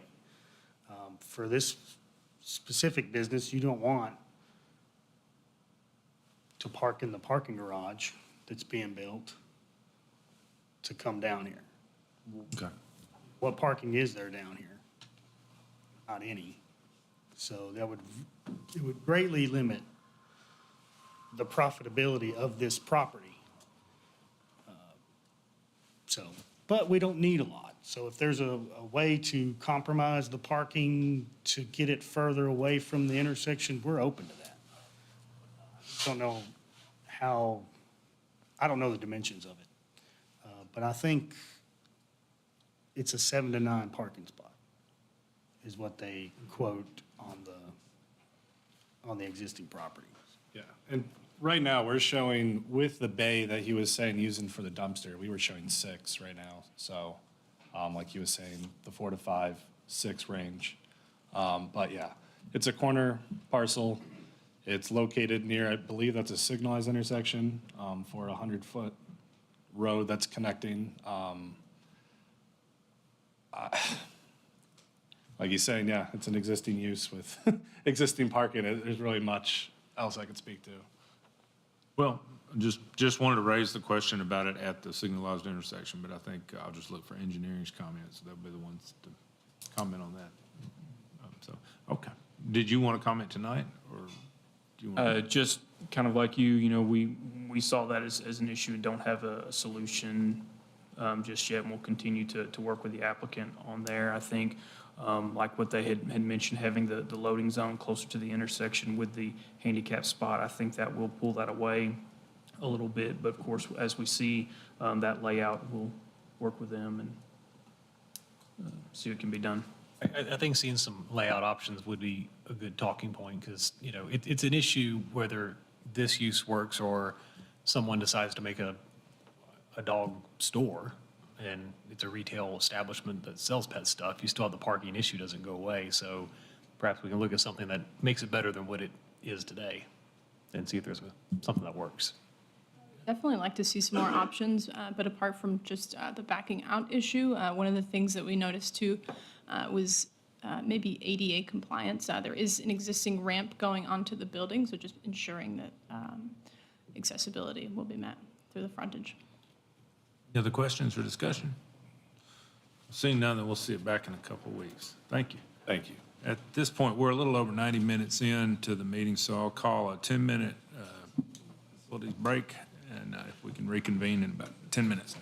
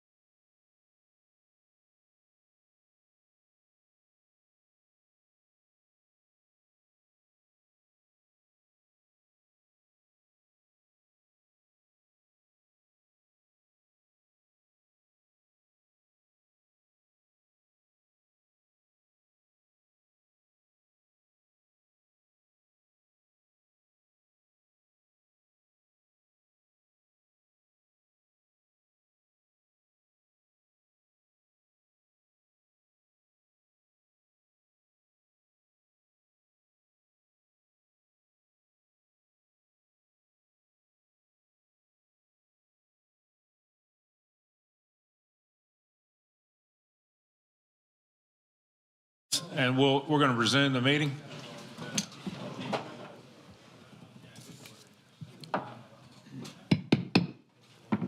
If everyone will take a seat, please, we'll continue on with, I believe we left off with item number 7, the crossings at Hidden Creek, rezoning with preliminary master development plan. Which staff member is presenting this item? I am Chairman. Jillian? This property is located just north of the McCain Station development that is currently under construction along Big Station Camp. This is the same builder and general development group that is working on the McCain Station project right now, the residential portion predominantly. So keep that in mind as we go through this project and their current proposal. They are proposing commercial lots along the front of the property along Big Station Camp, which is similar to both what the Revere and McCain Station did. This property is currently zoned PGC, as is most of this corridor along the east side of Big Station Camp. They are proposing to maintain that PGC zoning with the commercial parcels up front and rezone the rear of the property to MRO. That is consistent with what McCain Station did. They are proposing 315 units, 232 are single family and 83 are townhomes. You'll see the townhome portion is on the southern portion down there. And then the rest of these are all single family to tie into McCain Station right here, as well as Springdale Lane right here. You have the Revere apartments that were constructed a couple years ago along here and connecting into Big Station Camp.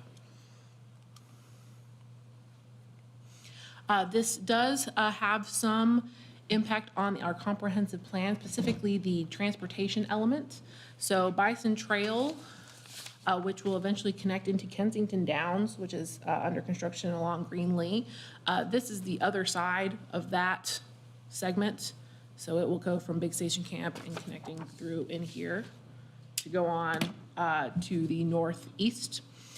There is also a segment, I believe I have an exhibit in here. So you'll see this is a copy of the plan imposed on top of our transportation elements plan. So the green are proposed collectors, and this element has Springdale Lane, and it's supposed to loop back around to what is Jenkins. So they will need to amend their plan to incorporate this. It's a collector road, correct? Correct. A collector road from Springdale Lane back over to this adjacent property. If they were not to do that or deviate significantly from that, they would have to do a comp plan amendment to be reviewed by Planning Commission and City Council. But they are showing the connection for Bison Trail going through that. Small deviations are fine to accommodate a development, but we do want the intent of that comp plan, transportation plan fulfilled as this property develops. This would also include extension of a greenway. Currently, I believe the greenway goes along Springdale Lane, so we would want that continued through this development. They are also incorporating street trees, but they are showing an 8-foot grass strip that is consistent with what McCain Station did as well. For architecture, they are showing a similar product to what McCain Station did. It is the same builder. They are proposing 100% masonry, but they would like to include cementitious materials. That is the same request that McCain Station did receive. And then for the commercial component, those would come in when actual uses specific to those lots are proposed. They'll each have their own final master development plan, but this is concept architecture that they would follow. There are a couple amenities that were included. There was a pattern book that that is in your packets going into basically very similar information. I believe the applicant is here to discuss the project further. Thank you. Thank you, Jillian. Do we have a representative for the applicant? Please come forward.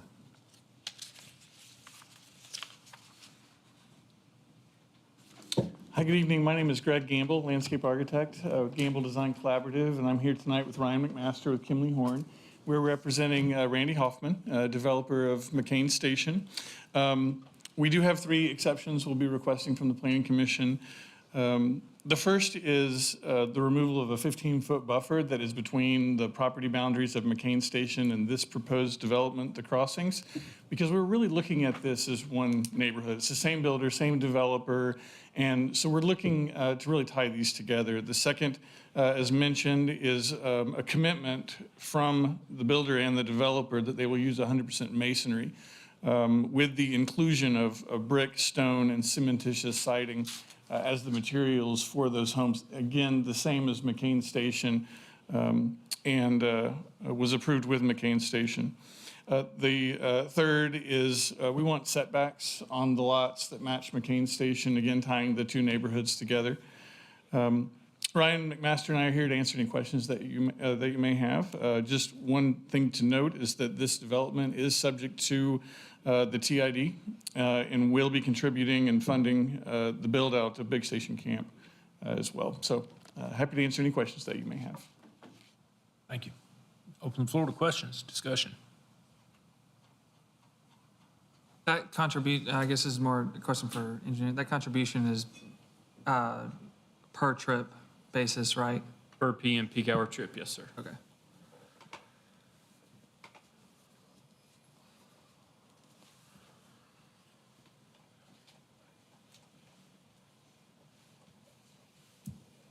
Removing the buffer between the two properties, because it's almost like another phase of the same project, I understand that, but will it still have the necessary buffer between different uses on the two different properties? Yes, we're only talking about the area between the single-family homes. Oh, okay. That's right. Yeah, I think that makes a lot of sense. It's just that little property boundary right there. That's the only location. Staff did ask that they perhaps provide open space tracks along Bison Trail, and I believe that was in an effort to accommodate that, just to give Bison Trail a little more separation, so there weren't homes right on top of it. Gotcha. Any other discussion, questions? You go ahead. No, I think it's just something we've talked about on townhome projects or the sections of them that have it. Is just asking to take a look at additional parking for those units just to help alleviate some of the on-street parking that we're seeing a Yeah, lot we of. agree. So, yeah. Thank you. I will say we are working with engineering on the road crossing over to the north, over the creek. So we understand we've been discussing that with staff, and we're going to be working with them on that for a location. Yeah, and then I think the only thing we didn't address, the masonry, including the cementatious siding like we did for McCain Station, I don't see any issues with that. I mean, as I think I've pointed out before, that's in no way a cost-saving issue. It actually is about the same money as putting brick and stone on a house anymore, but it would give you way more options with the architecture for a better look. So I think that's appropriate. Just so I understand correctly, as far as the road matching or being close to the major thoroughfare plan, we're not looking for it to be exact. It just has to meet the intent. Correct. Okay. Yeah, in relation to that, the alignment they show for Bison Trail might be a better alignment than what we show on our current, which is, I'll call it 35,000 feet high, but it does need to align in such a way that the property to the east, which is owned by the city for a future park, is the appropriate topography that will not increase the cost of developing that road through the city's portion of the property when that does occur. So that's going to be important for them to work with the city to identify the proper alignment that will allow not only for horizontal curvature and alignment, but vertical grades for that road. Thank you, Mr. McCord. Also to point out that you have a TVA power line, right? Yep. And you can't fill underneath it. So we had to find a place where you could extend the road through without causing a lot of grading, so. I think it'll be certainly smart for us to defer to engineering on where these alignments take place. And as long as y'all have that worked out, I think that makes me happy. Thank you. We'll be working on it. Thanks. Get your comments. Well, if there is no other discussion, we'll see it back in a couple of weeks. Thank you. Item number 8 is renovation church rezoning. Who's handling this item or presenting? Jim Carpenter, staff planner. The owner and applicant request approval to rezone a 1.23 acre portion of a parcel from the agricultural residential district to the R20 low density residential district located at 1699 Woods Ferry Road. So it is probably easiest to explain this with our zoning map. So this property is part of a larger 10.23 acre split zone parcel that goes between Woods Ferry Road on the west and 109 on the east. Apparently, at one time, it may have been one parcel. There is a TVA, Army Corps of Engineering easement here for kind of the backwater of Shoals Creek, shown here on this part of the floodplain. And so when this property was zoned MUG at one time, most of the MUG zoning was X number of feet off of 109, or South Water, as it was probably known.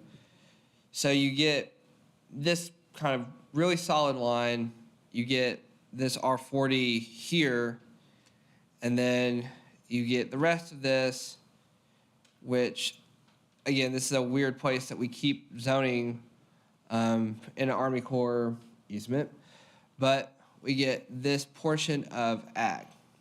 And the property owner's property kind of cuts in between and around that easement. So the applicant's looking to rezone that to R20. There's a variety of surrounding zonings here.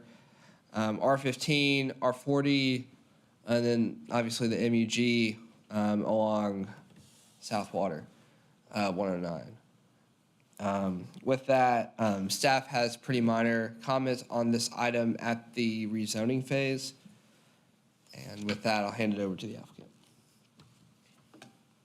We have a representative for the applicant present. Please come forward.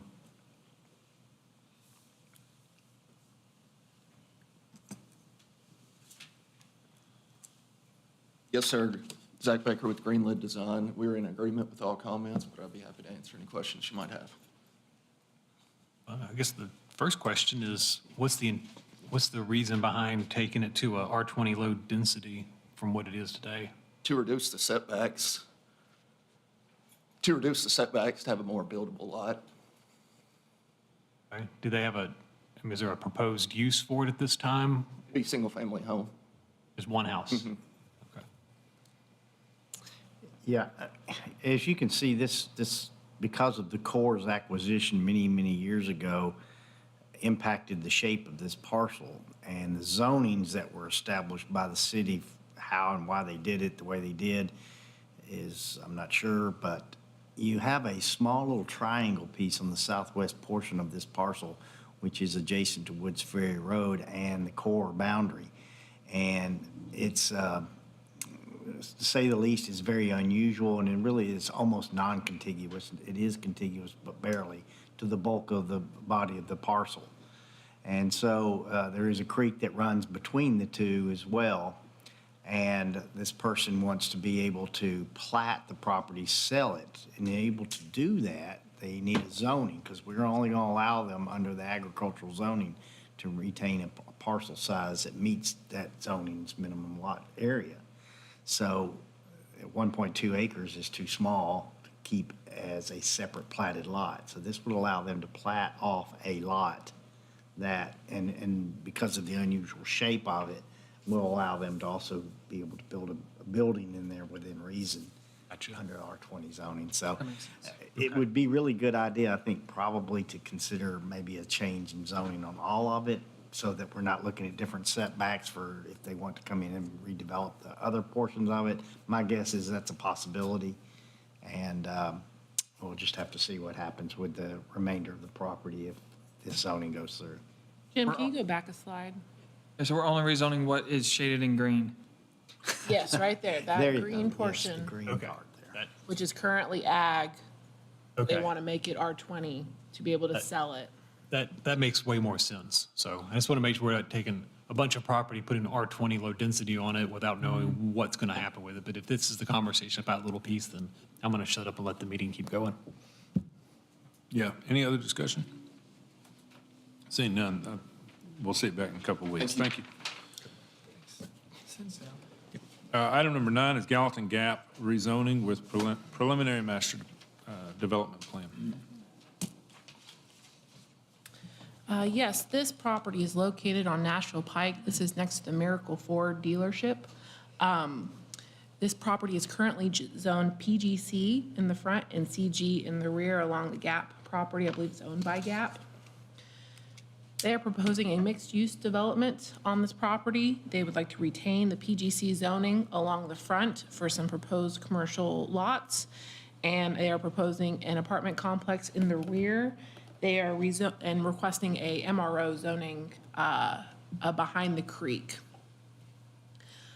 Being that this is a PMDP, this is only pretty conceptual at this stage. They did include a landscaping plan, drainage plan. They do have architecture, although it does not meet any kind of code requirement. I believe the darker images is a stone if you look at the renderings. But obviously this is MRO zoning, which would require a 70% brick stone requirement.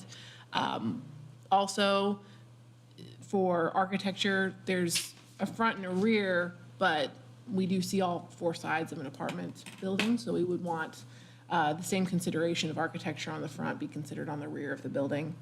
So I think there's probably some things to talk through with the architecture before we get too far. Additionally, there would be likely a height exception. It's not indicated on here, but we do measure at the midpoint of the tallest gable, which will likely exceed the 35 feet, which is what we typically see. That's not an unusual request.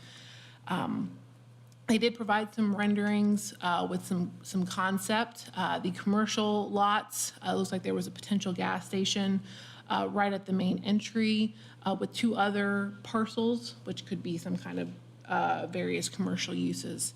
Again, right now, this is zoned for commercial, PGC and CG, so this would be a rezoning request. There are apartments next door. There are the 1-story apartments to the east.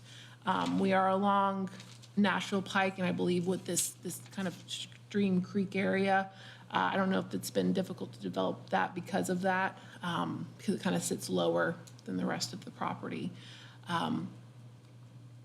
But yeah, I believe there's still some things to kind of work through with this plan. They are proposing is 396 apartment units. So if you just take the math of the MRO area that is maxing out the units per acre, I think is closer to the 14.52 units per acre that would be permitted with MRO zoning. We are in the general urban character area, so keep that in mind, and along Nashville Pike, which is very well traveled in this area. It does connect into Harris Lane, which while we do have a light down here along Nashville Pike, doesn't have as many improvements to the north. So something else to consider with this plan. Thank you.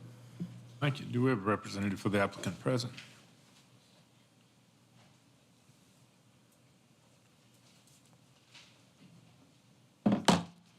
Thank you for your time. Appreciate everybody staying so late. My name's Andrew Steffens, 929 Gale Lane, Nashville, Tennessee. I'm the managing partner of Wood Partners here in Nashville, well, here in Middle Tennessee. We're a local developer that carries a institutional flag.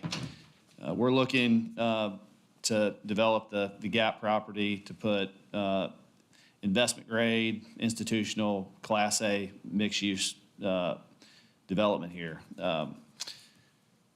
We are in a partnership and looking to kind of work with Gap. Obviously, they own the property, and we've been working on this project with them and for the better part of a year now. One of the things that we have been working on with them is an employee housing program. As we've kind of learned more about Gap and what they do here in Gallatin, we've learned that they have a real hard time hiring people to work at the facility due to two main things, it's transportation and cost of living. So we've kind of taken that over the past 9 to 12 months and said, how can we help? So we are instituting this employee housing program, which obviously helps with the cost of housing. And then as far as transportation, which is a big issue with their employees, we're going to have pedestrian connectivity to the Gap campus. We feel that this development is appropriate because Nashville Pike is a large commercial corridor, 4 lanes and a turn lane. With this mixed-use program, we're looking at 20,000 to 30,000 feet of retail, food and beverage, or potentially a gas station. The residential portion, the multifamily portion of this project is, as mentioned, beyond the creek, which is a wet weather conveyance. The creek will essentially serve as a buffer from Nashville Pike. I believe we're maintaining 30 feet on either side of the center line of the creek. So the resi will be tucked in the back from the commercial, but it will all kind of operate and live as a mixed-use development. Additionally, we're going to be participating in greenway connectivity up and down Nashville Pike. We did receive comments last week right before the holiday, and I'll let Josh Rowland, civil engineer, speak to many of those, but I do want to speak to the architecture and materials of what we're proposing. Our architecture style is cottage farmstead, which speaks to many of the historical farmhouses that you see around Gallatin. Our materials are cultured stone, cementitious siding, and board and batten. We are aware of the brick and stone requirement that you guys have here in Gallatin for rezoning. But our percentage of cultured stone, we feel like is more in keeping with that farmhouse, farmstead architecture style. And like Mr. Harris mentioned with the cementitious siding, that material is just as strong and looks just as good as brick when and if you know how to kind of use it architecturally. So we feel like that portion of our design will help with kind of color and creativity in design. So with that, I'll turn it over to Josh Rowland of Kimley Horn. Good evening. Josh Rowland, land planner, landscape architect with Kimley Horn at 10 Lee Avenue in Nashville. Just wanted to hit on a couple of the points that Jillian made. Thank you for that summary. That was very accurate. In general, we're taking a commercially zoned property and utilizing the most viable commercial portions of that property, which are in front of the current stream or intermittent stream there, and doing the mixed-use component that Andrew mentioned, the commercial pad sites. And those areas beyond the creek that are not visible and less developable from a commercial standpoint, doing the multifamily piece. So that's MRO in the back and maintaining the PGC zoning in the front. That's about 7 acres in the front and about 28 acres in the rear. And if you wouldn't mind, Jillian, going to a couple of the 3D renderings. We wanted to prepare these. I think if you go to the next slide, the slide on the left, top left, is from street view, from your vehicle, from your kind of the pedestrian vantage. And I know it's hard for folks to see from across the room, but if you zoom in on your screens, that the maintained vegetative buffer along the stream is going to hide the majority of the residential development in the back. The image on the top right is actually kind of an elevated bird's eye view, so we thought it would just be helpful to show the context of the overall development with the commercial in the front and the residential in the rear. That the residential development starts 400 to 600 feet behind the Nashville Highway frontage. So I think it was helpful to provide some context as well with the site section on the bottom there, showing Nashville Highway on the left, the commercial development there in between the stream and Nashville Highway, and then the residential development behind. A couple of the variances that we've discussed tonight, one being the specific masonry requirement. We are still doing cementitious siding for 100% of the building. as Andrew mentioned, it's, we're trying to mix board and batten, horizontal, vertical siding with some nice trim accents to create that farmhouse effect. And we feel like that, the percentage of masonry is really just trying to complete the style as opposed to meet a percentage. We're roughly at 30%. Jillian did also mention the kind of the 360-degree treatment of the architecture. I will say that, we do have entrances on one side of the building, and that's where we did choose to do more stone. It was intentional in that way. So felt like around some of the other sides, that wainscot was more appropriate. That is part of the reason why we designed the buildings the way that we did. We will be requesting the height variance too, just to meet the specific kind of building ridge lines.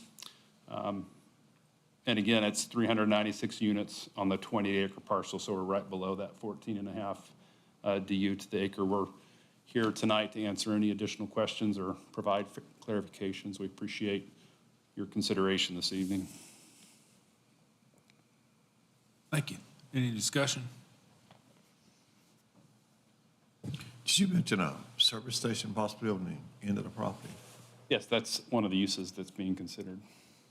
If you go back one slide, we're looking at a service station, a coffee, and another quick-serve restaurant. Yeah, a lot of the commercial development, as you would expect, is, developers receiving letters of intent and kind of trying to flesh out which is real, most appropriate for this location.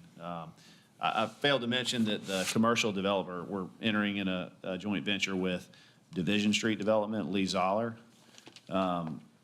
So he will be developing the commercial portion on the south side of the creek. I guess talking about the architecture, I mean, obviously it's just preliminary master development plans. This gets farther along, we would see more defined architecture. And do you have a chance to look at that, or are we approving the variance at this stage? Would be approved, with this, you'd be approving the variance for the materials at this stage. Okay. But with that being said, I think for the next meeting, some more detailed renderings of those materials and the colors, those types of things would be helpful. Jillian, if you would click back to the first board of renderings, on the bottom right there, that's a pretty nice detailed 3D rendering of one of the typical multifamily buildings. So you can see the transition from stone up into the farmhouse, board and batten, and horizontal and vertical siding. We are going to get a clubhouse rendering because as you come up the main drive to the roundabout at the entry into the multifamily, we're going to have a nice clubhouse at that location as well. So my screen's freezing up, but. And these would be offered as condominiums or apartments? This is, aside from the gap discounted housing portion, this is market rate. Okay. Yeah, apartments for rent. Okay. So I guess, just back to the architecture briefing. So I guess the thing I want to clarify is the rendering shows one thing. The plan actually calls out, if you go to the actual plan with the notations, it shows all of that as being fiber cement board. There's no stone that I see noted on it. So we were working with our architect kind of right up to the submittal date. So what we will be resubmitting is a more accurate representation. We're in that 30% range on this entry elevation, and it's less on the sides and the rear. The dark area is to represent the cultured stone. Okay. And I want to point out the 70% is per facade. So, and I'm not saying we need to stick to the 70%. We have definitely looked at architecture that is not, but the justification is it needs to be superior to a more masonry product. That's correct. Where we've done these variances, it's been when the architecture was improved by granting the variance, not just having a three-side building of fiber cement board with some stone on the front of it. So when we're talking about, the cost and that, it's driven by an improved architecture. And I can't sit here and tell you that three sides hardy board and some stone on the front's an improved architecture. And, I guess our feeling with the design intent with this farmhouse was that, that just putting stone in lieu of masonry, or putting stone in lieu of hardy board, which is kind of the same cost, same durability, isn't improving the project. we're trying to, we prefer to do all hardy and do some nice color palettes and some nice variation on the patterns and the applications, but, we wanted to, come with some level of stone, so we're not, totally turning our eye to that. Well, I think some more detailed renderings that explain, that show what the building would look like is going to be helpful. Because I can tell you this, I don't like this very much, just based on what it looks like on paper. So, and then what percentage of the housing is allocated for the workforce housing for GAP? Do you have a percentage of how many of the units are to help with alleviating the housing needs for the workers? We're still kind of working through the final details, but, kind of depending on how many units we end up with, somewhere around 10%.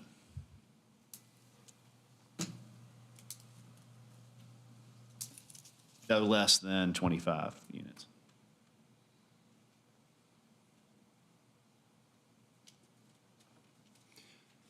Are there certain strategies that other projects, when they've reduced masonry, have proposed that you guys responded well to? I mean, it'd be helpful to get maybe a little direction on, we're not asking you to design the building, but when folks have done the reductions, what elements have you seen that have kind of tipped the scale that you feel like is a good direction to explore? I mean, I think we've seen a lot of different things, and I'm not an architect. I build really expensive houses for a living, but I don't design most of that stuff. I mean, I can tell you, because I have a lot of discussions with those groups, it's a lot in the details. Right now, there's not enough this is very flat surface as it shows on the page. I guess maybe try to answer the question a little bit better, as Jillian has jogged my memory a little bit. I think to your point that it's a very flat look, where we've seen good use of various materials is breaking facades up to take a large building and take the scale down to where it doesn't look so much like a giant dormitory or, monochromatic structure, but changes of colors and materials that break it into where it looks like it's a series of buildings instead of one large one. Maybe that's a better way to say it. Yeah, and the thing with alternatives is you need to justify that, and visuals are your best way to demonstrate why that's a better product. And so usually, very rarely do I get one page of elevations at this stage for something like this. And don't get us wrong. I don't think what we're saying is meaning we want to see 70% brick. No. Because that's... I go back to my great example. It's over on Tulip Poplar Drive. If you drive by, there's two hotels sitting there. One's the Hilton Garden Inn. It's a very attractive building that's probably nowhere close to the 70% brick requirement. And then right next door is a hotel that just finished construction that they met the 70% brick requirement, and it looks like a giant brick hotel. And I can tell you which one I like better. But I think the reality is just call it what it is. You're coming into Gallatin asking for apartments, which you probably already know is not a popular ask. And so if you want to, you're going to have to bring something to the table that's aesthetically really nice and is above, that, because it's going to be a hard road. Just to be really honest about it. So. Any other? When do you expect the discussions with GAP to be closer to where you have an actual number moving forward for the housing program? I'd say, by the end of the first quarter, if not before. I think part of what helps this project is meeting that need for GAP and for that housing. But if it's, how many units is this again? Yeah, how many total units? 300? 396. 396. When it's 10%, it's 39 units to help with housing. That's a drop in the bucket. Right. Fair enough. We're what I would consider a creative developer and development company. And, as you guys know, there's no kind of assistance, right? There's no pilot programs, no TIF for this kind of development. So, we want to do the best we can and provide as much as we can for our land seller and our partner, but, you know, there's only so much that you can do without receiving, you know, any kind of help. Yeah, understand. Any other discussion? Okay, well, then we'll look forward to seeing it back in a couple of weeks. Thank you. Thank you. Thank you. Item number 10 is Westfield Phase 2, Section B, final plat. Yes, this is the next phase of the garden homes in the Westfield development. They are currently under construction along Big Station Camp. These are the 2 attached units. So it's 64 attached garden home units, so it's 2, and they're each on their own separate lot. The plan generally meets, or the final plat generally meets the intent of the FMDP. They did lose 2 lots up by the cul-de-sac, I believe, which if that is the case, then the FMDP needs to be updated to reflect that. But otherwise, most of it was just cleanup. The general idea was consistent with the FMDP. Thank you. Do we have a representative for the applicant present?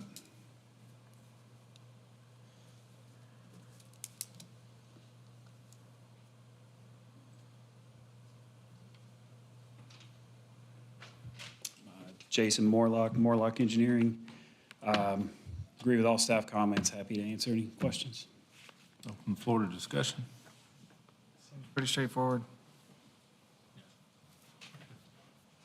Any others? Happy, I'm happy. Yeah. Yeah. All right. Consent? Yeah. Do you want to cover items 11, Thank you. 12, and 13 together? Thank you. Can those be covered together? Okay. Items 11, 12, and 13. I do want to make a note that item number 13 is a preliminary plat, and items Oh. number 11 and 12 are final plats. Yeah. So the owner and applicant are requesting approval of a final plat for Nexus Tennessee Phase 1 South, Section 5A and 5B. Section 5A would create 31 residential lots, whereas Section 5B would create 22 residential lots. Both of these properties are zoned R8 PRD, and planning staff had pretty minimal comments for both of these. Do we have a representative? Thank you, Jim. Jim Harrison, CSDG, just here to answer any questions. Floor to questions. Assuming everything matches the, okay, Does. no questions. Pretty straightforward. I think we'll see it back in a couple of weeks if there's no further discussion. Thank you. Al Martinez, planning staff, owner and applicant are requesting approval for Nexus Tennessee Phase 2 South, Section 2. This is a preliminary plat. This property is zoned R8 PRD. This subdivision would create 35 residential lots, and staff had minimal comments for this one as well.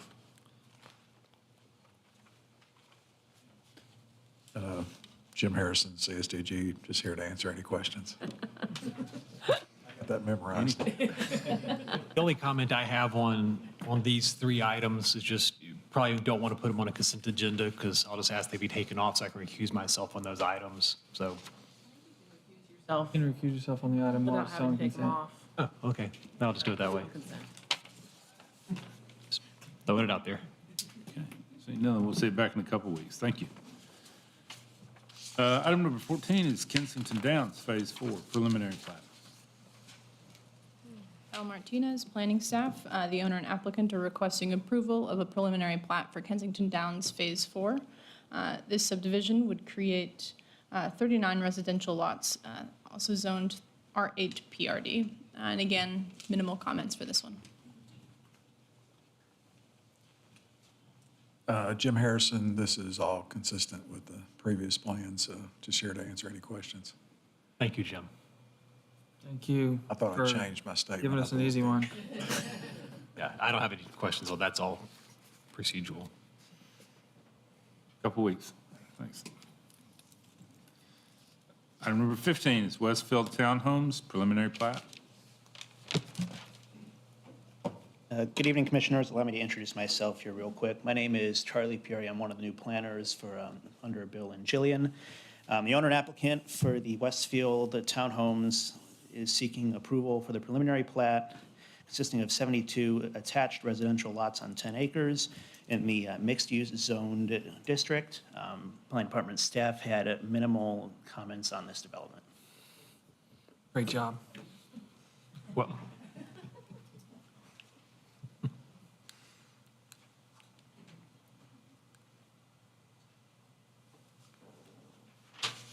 Jason Morlock, Morlock Engineering. Same as the last one, agree with all staff comments. Happy to answer any questions. Discussion. I have no questions. No questions. See, none, we'll see you back in a couple of weeks. Thank you. Thank you. Welcome to the team, Charlie. Yeah, good job, dude. Item number 16 is Westfield Amenity Center and Pool, revised final master development plan. Val Martinez, planning staff. The owner and applicant are seeking approval of a revised FMDP for the Westfield Amenity Center. This is zoned mixed use, and this has also come before you pretty recently. The reason for the revision is when the White House Utility District was doing their review, they had commented that they would like to see the landscaping along the right-of-way removed.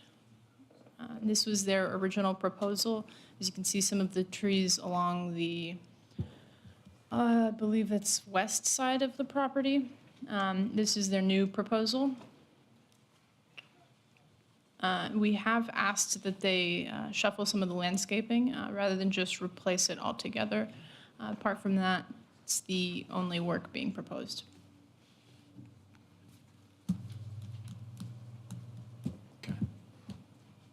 Jason Morlock, Morlock Engineering. I agree with all staff comments. Happy to answer any questions. Their White House Utility District's okay with the small shrubs? They are, they just no trees. Is there any way to get some taller vegetation next to the pool? I mean, I think one of the nice things about the trees is a little bit of a break from the road to the pool, so. I can pass that on to the landscape architect and see Yeah. what we can do.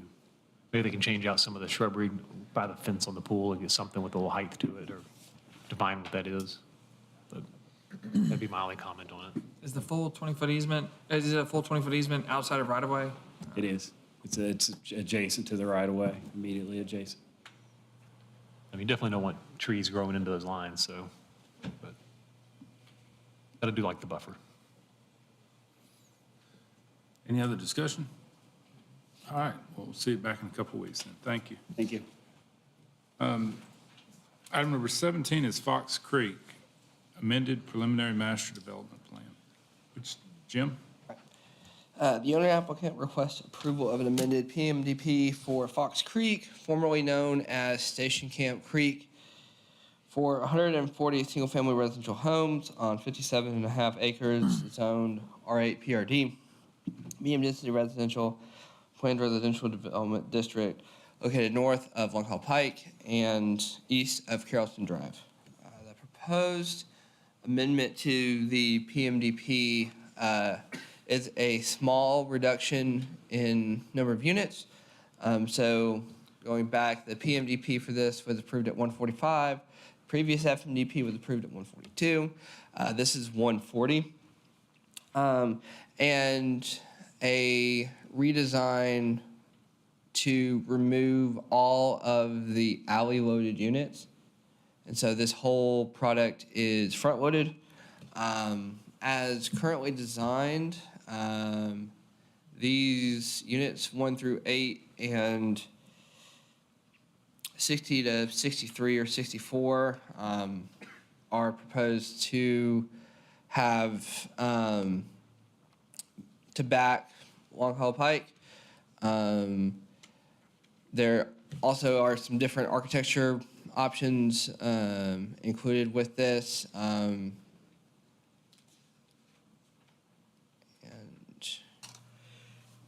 Yeah, so these are the proposals that we have. This is, again, preliminary, an amended PMDP. So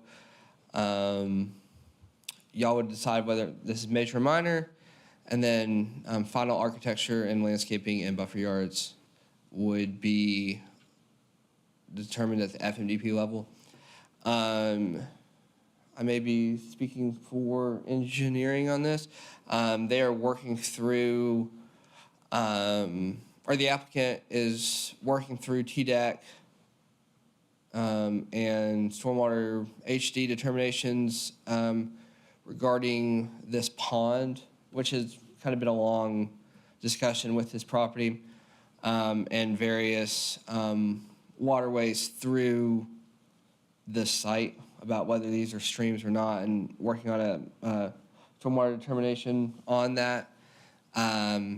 We don't have any of that stuff finalized at this time, I don't believe. Of course, they're showing maintaining the existing stream along Long Hollow Pike and maintaining that stream buffer. With that, staff had fairly minor comments on this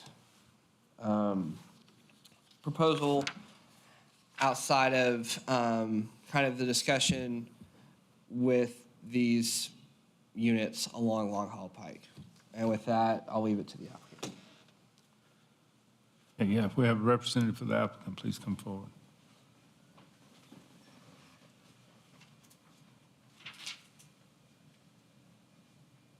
Hello, everyone.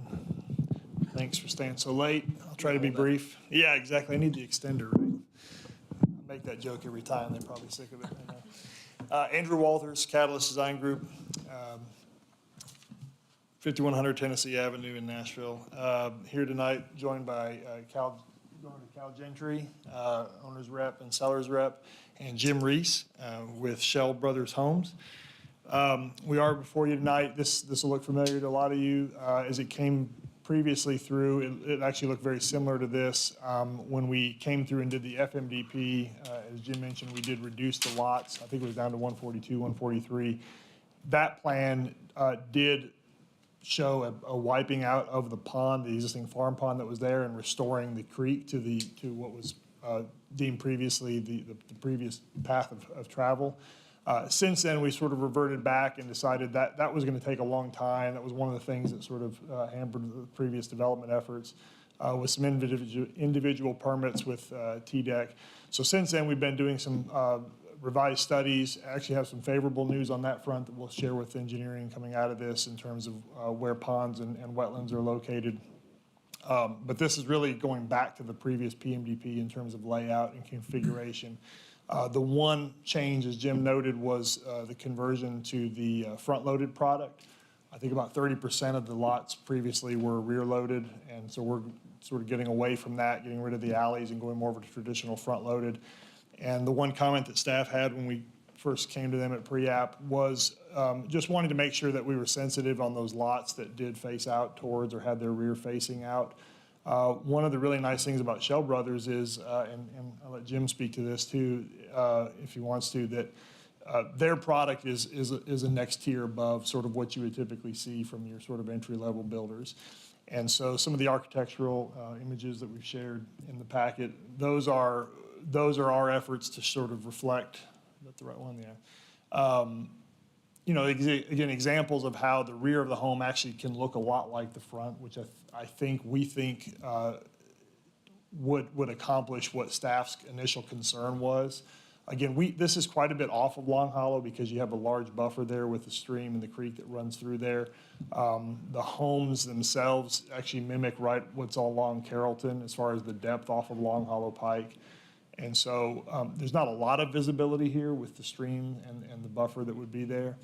But we felt like some of this architecture would reflect the developer's intent to really make a nice four-sided looking home.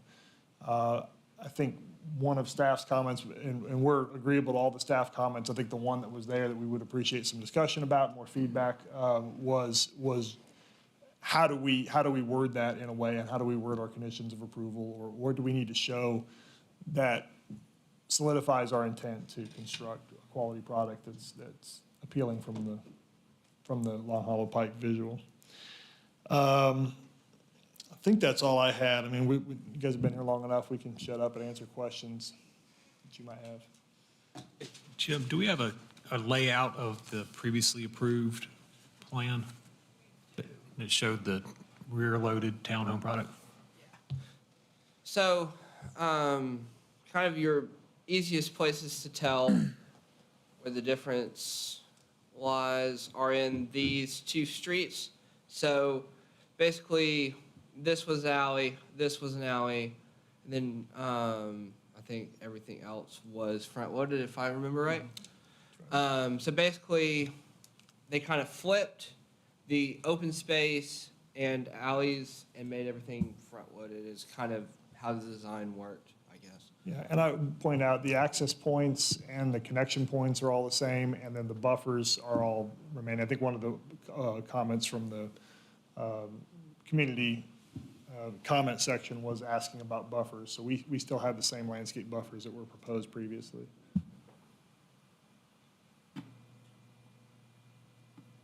They may have had one additional access point up at the top of the cul-de-sac on this plan, but I think providing access to the east. The gentleman also in the public comment mentioned the secondary access. That is part of this plan still. Of course, this is the old plan. You want to go back to the new one? So the current plan does continue to have that secondary access drive back out to Long Hollow. That would be gated for fire emergency service only. Okay, so the units that are along Long Hollow Pike, are those detached or are those also a townhome product? Oh, everything is detached, single family. Detached, okay. Yeah, and I was incorrect. We do have that second road, sorry. Didn't remember our own plan. During the public comment, Mr. McFadden had asked that we ask more information about a shed built at the emergency access. I think maybe, is that just a terminology when you say gated access? You don't have any kind of building there. No, we're not proposing one. I don't know if there's something out there now that he may have been referring to. I didn't fully follow his comment either. Well, I was wondering if maybe the term gated access gave the impression there was a gatehouse, and I don't, if that was, but there's no building to be constructed. Correct, that's not our intent. Okay. They also, a couple of people during the public comment asked about the open space lots that back up to Blackwater. Can you elaborate on that buffer a little bit more?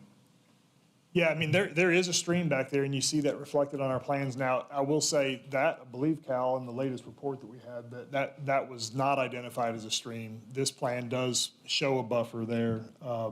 It's in this area, which is the laser. The big one, okay. So in this area there, that's the stream feature that he's likely referring to. Okay. And for those that remember the FMDP that came through, there is a drainage feature that sort of comes underneath the Carrollton subdivision, sort of in this area. We had a lot of discussion about that with staff previously, and again, that was contemplating wiping out the pond and extending this stream through these lots. There is some work to still be done in terms of looking at which way this pond really outfalls. I actually think most of this outfall comes down this way through this corridor. But that's where we're working right now with the environmental and the stream assessment folks now that we're committed to keeping this pond in place. So I think, and we had committed to this last time, I think it'll be better because we'll have a chance to do some detention in here and mitigate the flow that's coming off this naturally. And that's what we'll work with engineering on as we get to that level. You're saying the stream up top? This one here. The gentleman yeah. mentioned that came back as a wet weather conveyance? This came back as a wet weather conveyance. Now, it doesn't change the fact that there is a small feature that really, again, is not really a stream. It's kind of a low-lying feature that runs in this corridor from here, and it backs up into the Carrollton. So Carrollton has a pipe conveyance in between these lots that extends and picks this up. I think there's some discussion about whether it was sized for the flow that was getting to it. That's kind of where we had left off with engineering previously, is working to, again, certainly not make it any worse, make it better as far as the amount of flow that's getting there. Are y'all going to continue to maintain a buffer around the wet weather conveyance? Yeah, honestly, that report came after we had developed this, so I don't see a reason why we would necessarily have to get rid of it. You know, we're coming before you with a reduction of 5 lots from the 145. recognizing that our lot size gets a little larger when we're doing the front loaded, and we're good with that density target. So. Another gentleman, I'm sorry, were you finished? Go ahead. Oh, another gentleman during the public comment had asked a question about modifications to Long Hollow Pike, and will there be a turn lane into the development? It appears to me that there is a turn lane into the development. Can you elaborate on that? Yes, sir. Thank you for that. Yes, the traffic study that was done previously did contemplate a turn lane, and so we do have that reflected in the plan, and we're anticipating that's something engineering staff would still want us to pursue. The plan looks like the center lane extends all the way to the, is that the case? Like the center lane from the turn lane at Carrollton and this one would be connected? More than likely, that is what would have to happen, I believe. I'd have to go back and look, to be honest with you. We haven't focused on that. I do know there's a right turn in, similar to Carrollton, that comes in from the westbound. But yes, laneage-wise, just the run out coming from that lane may involve the connection of those through left turn lanes. I mean, from a product standpoint, I mean, I don't think you could get much better. So I love the product. Any other discussion? Just one, going back to the previous plan, with the alley loaded product, were the units facing Long Hollow Pike, was that showing, if you were looking at Long Hollow Pike in the previous plan, were you seeing the fronts of the units as opposed to now you're seeing the backs? Correct. They were alley loaded, so the garage was on essentially the backside, and they essentially had a porch and a stoop that presented as a front door. Yeah. So I guess my only concern, if I have one, is when we first went through this project, and I recall a lot of discussion, and my recollection is the alley load garage was part of the selling point of this product, and there was a lot of conversation about the aesthetics from Long Hollow Pike. So, I'm always cautious when something comes through and gets sold one way and then comes back and it's asked to be changed to something else, because, I often ask, would we have approved it that way in the beginning? So, I know a big concern of the people in the public comment at those meetings was, what did you see when you were down Long Hollow Pike if you're just looking at the back of the houses? So, not saying it's right or wrong, I'm just saying that's a concern.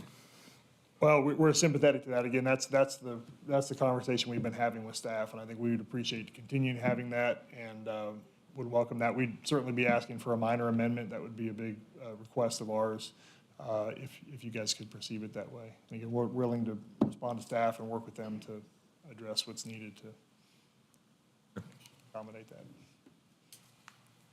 If there is no other discussion, then we'll sit back in a couple of weeks. Thank you. Thank you. Item number 18 is Volunteer Traditions, amended preliminary master development plan and revised final master development plan. Jim? All right. The owner and applicant request approval of an amended PUD revised FMDP for Vol Traditions in the Greensboro Village PUD on a 1.16 acre lot zoned MRO PUD, multiple residential and office, planned unit development district located at 1045 Greensboro Drive. So,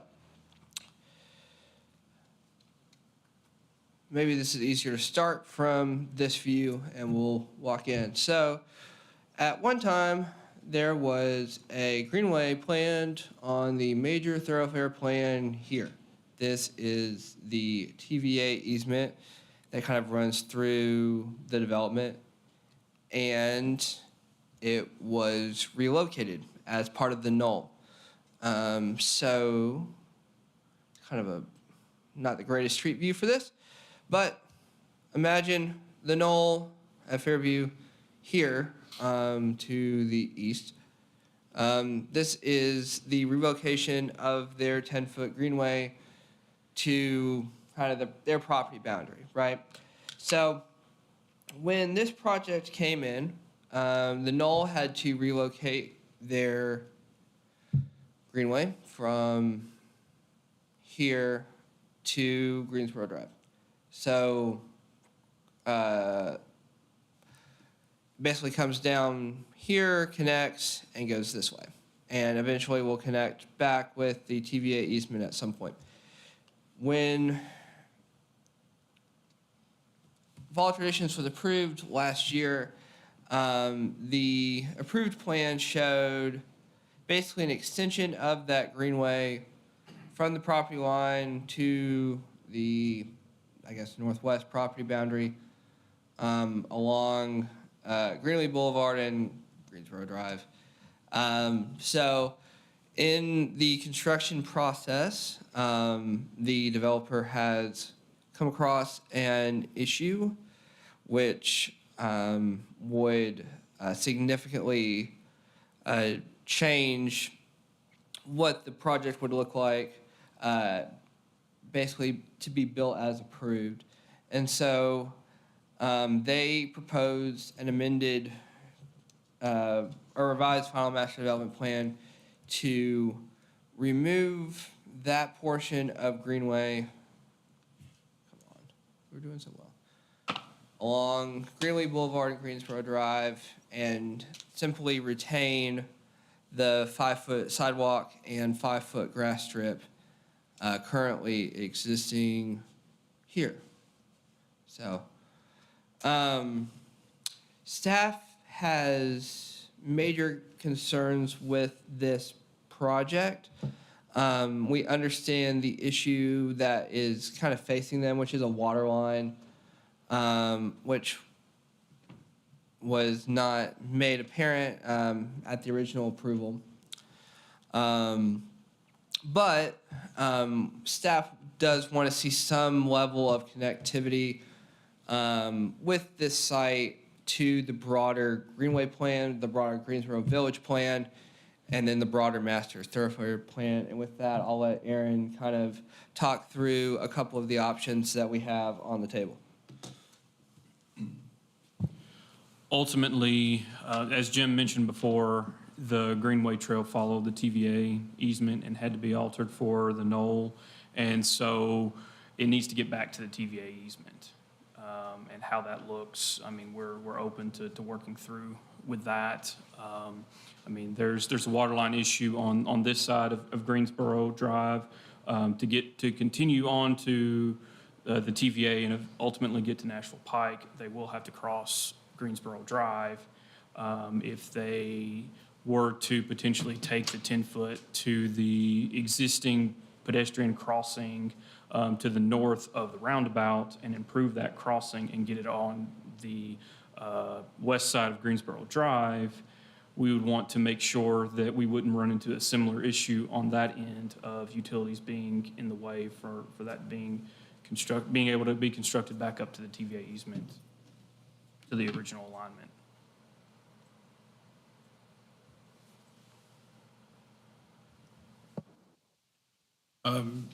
We have a representative for the applicant.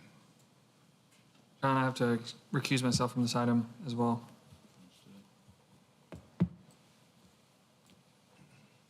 Corey Nelson, 615 Design Group. As was mentioned, there is a hardship with a 12-inch high-pressure line that is wrapping around our site, that digging into that existing berm would cause the fill to be less than satisfactory after coordinating with Gallatin Public Utilities, which would kind of cause a relocation of that water line, more of a depth issue than it is a location issue. That has been estimated in a substantial financial burden on the client. I don't have the exact number, but it's upwards of plus $100,000. It's just very substantial. Happy to answer any questions.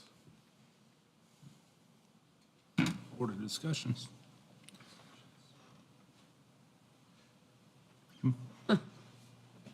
So I guess is what you're requesting is just to leave the sidewalk that's there and just stop the greenway at that point?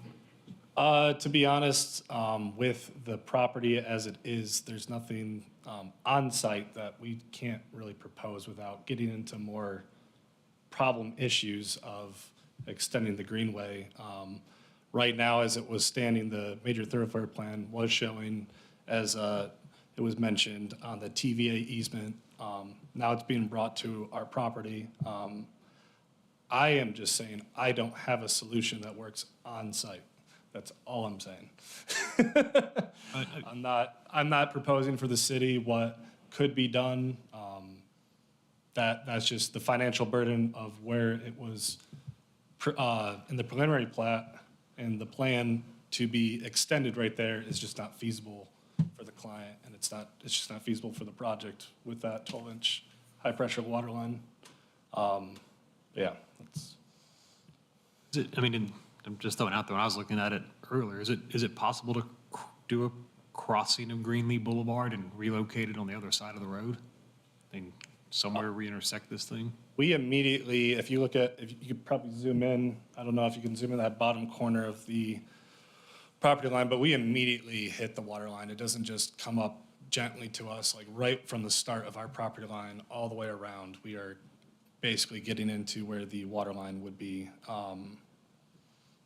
Right from there, the berm, the water line is just running right along that. And with talking with Gallatin Public Utilities, they would have a foot, maybe less than a foot of cover, which is, they can't work with for how it's existing. So that would cause us to sink it even more.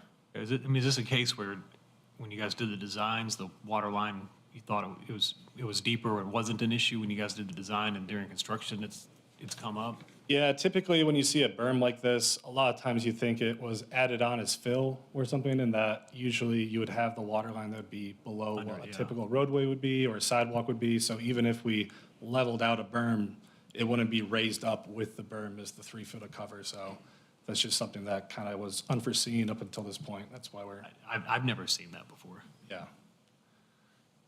Yeah, basically, it would be, if that was flat with the road, it would be 1 foot below the current sidewalk as it is, where the water line is. So, And I guess all this is being driven in part by the parking lot for the movie theater that was built through where the greenway would have gone if the world had been perfect. as we wish it is. But yeah, that's just kind of one of the concerns is the TVA. It does need it's still going to be connecting back to the TVA easement no matter what happens here, as the major thorough plan suggests. It's just, it seems like it was kind of kicked to our project, and this is kind of where it stands as far as where we are in this process. Is it possible that the sidewalk could be widened in the inner separation up to the first crosswalk and then transition across to the south side of Greenlee Boulevard around the back side of the roundabout and then come up on the west side of Greensboro Drive? Well, the sewer manhole right there, that would pose an issue. I don't know how You'd have big to of an raise issue. it there. Yeah. Probably somehow. But, it's possible. Again, I'm just not trying to say for the city what to do with their roundabout.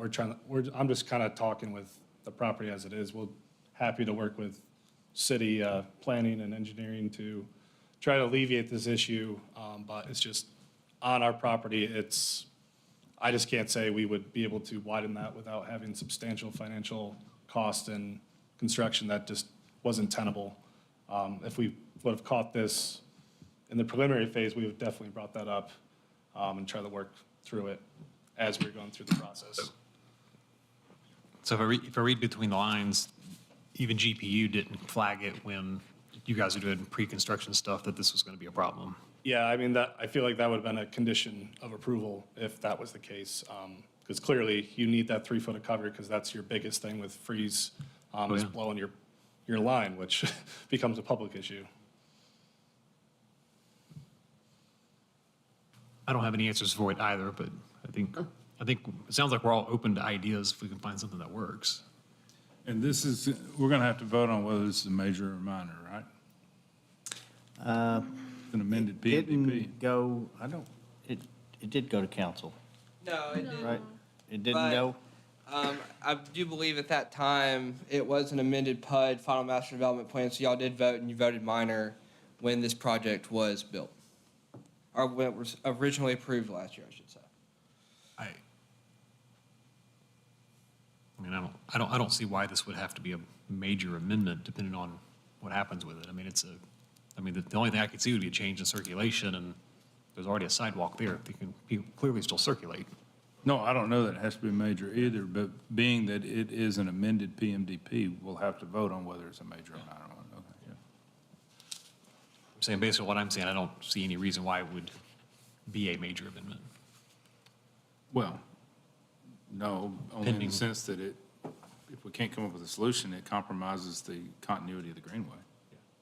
That's, Oh, yeah, I'm saying, based on what I'm seeing here, I mean, if the solution is dramatically different, that's a Greenway issue, that's a different story, but I think. He suggests that the applicant discuss opportunities for providing sharrows in this area to accommodate bicycle traffic that would normally use the sidewalk exclusively, to see whether that's a feasible alternative.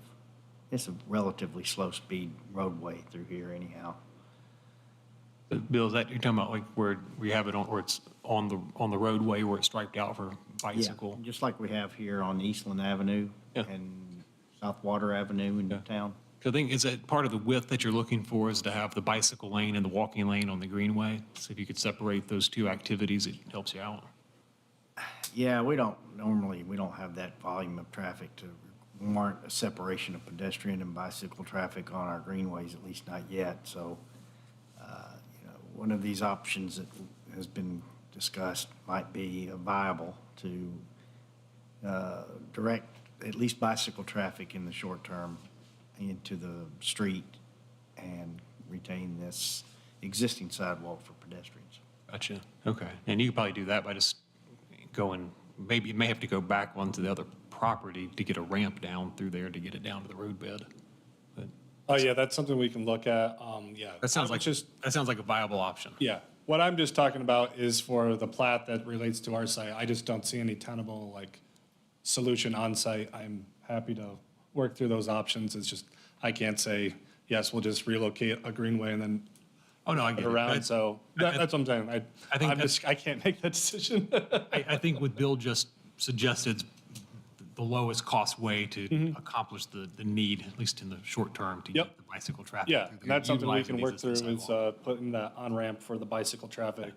I'm guessing you need a share the road sign type thing, and then, yeah. I think they already exist in that area, so. There you go.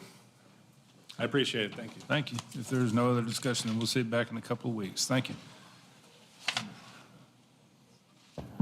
I am another 90 minutes in. Do we need another break? Anybody? We're really close. Yeah, we're really close. Oh, I know. Absolutely not. I'm asking as courtesy. Absolutely If not. anyone needs to step away for a minute, everyone will understand. Very good. Number 19 is Twin Eagles Phase 15, re-subdivision of Section A, Tract 1. Final plat. So the owner and applicant request approval to re-subdivide Tract 1 of Twin Eagles Phase 15, Section A, to create 22 single-family residential lots on 5.09 acres zoned MU, mixed-use district located east of, that's wrong, North Red River Road. It's a continuation of Dottie Drive and My Marie, or Dottie Drive, I guess, on this side. This is consistent with the Twin Eagles Phase 15, Section A final plat, the Twin Eagles Phase 15, Section A FMDP that did include a portion of Phase 14 open space, included here to the south.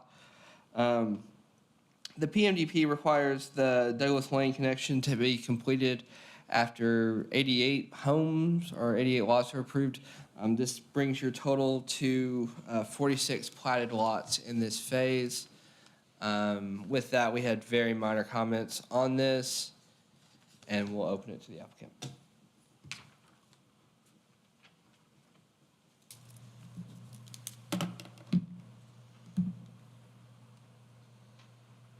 Zach Baker with Greenwood Design. Happy to answer any questions you might have. Discussion? Is that Douglas Bend or just Douglas Road? Douglas Lane. Okay, That was a typo on the. okay. Jim answered my question, which was the connection to Douglas Lane and where we sit on the lot counts, but otherwise it's a continuation and it's all, seems like it's very consistent, so. Okay. Any other discussion? Seeing none, then Looks like consent. We'll see you back in a couple of weeks. Thank you. Item number 20 is 446 East Main Street rezoning with a preliminary master development plan. Yes, this property is located at East Main Street and North Westland Avenue. You'll recall that this property is right behind that existing gas station at that corner. They originally proposed a triplex here last year, and that came to a work session, but it did not go through the Planning Commission approval or rezoning.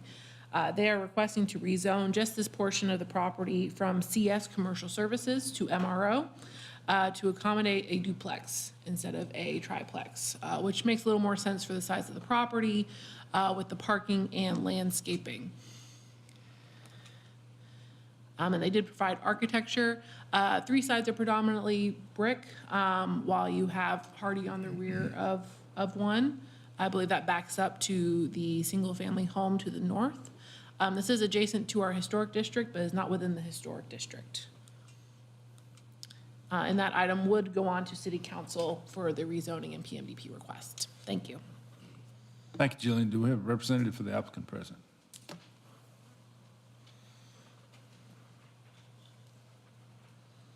Yes, sir. Zach Baker with Greenlit Design. We agree to all comments, but I'd be happy to answer any questions you might have.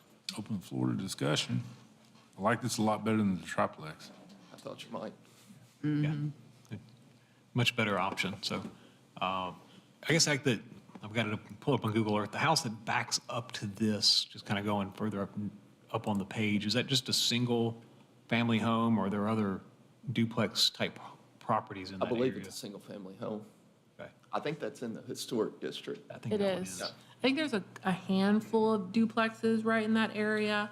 Not too many, Not too many, but yeah, there's but I think there's a couple. What is the building immediately in front of it on Main Street?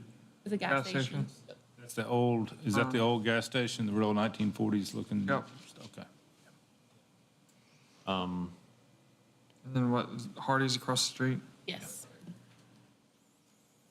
5 parking spaces. They can back out before going to the street. Yeah, I like that. Much improved. What is on the plan drawing, you have the parking area, you have the duplex. If north is the top of the page, immediately to the south of that, what is that long line? I can't read the. Water quality Probably a swell. bioswell. Okay, bioswell. Yeah. Any other questions? It's what? Shuffleboard court. If there are no other questions, then we'll sit back in a couple of weeks. Thank you. And item number 21, Jennings Park, Lot 1 and 2, final plat. Last one, all right. So the owner applicant requests the approval for a final plat on the re-subdivision of Jennings Park. Let's see if I can get to the actual plat here. So if you guys zoom in, you have lot number 2, which is now labeled as 2A and, why isn't this working? There we go, 2A and 2B. Originally, 2B had its own private easement access off of Hartsville Pike. With this replatting of Lot 2A and 2B, access from this building will be now on Independence Way. This was originally going to be a 2-plat minor or 2-plat re-subdivision. However, since the easement is being terminated from that pre-existing structure on, I think it's 2B, lot number 1 would have to be included on this plat. So that therefore would be 3 lots that have to be recorded. They will only access 2B and 2A off of Independence Way. Correct. Or both would have access to Independence Way. And not straight to Hartsville Pike. They would not have it to Hartsville Pike. Making the situation better.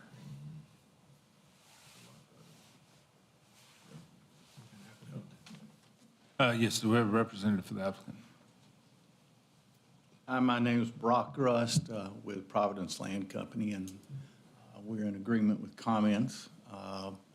We just found out we're going from 2 to 3, so I get to see you folks. So Well, happy to answer any questions. I don't have any questions. It seems like it's an improvement to the situation and the technicality that you're having to come here, and I'm just sorry you had to wait till 8 o'clock to get up to the podium. It's good to be last, I guess.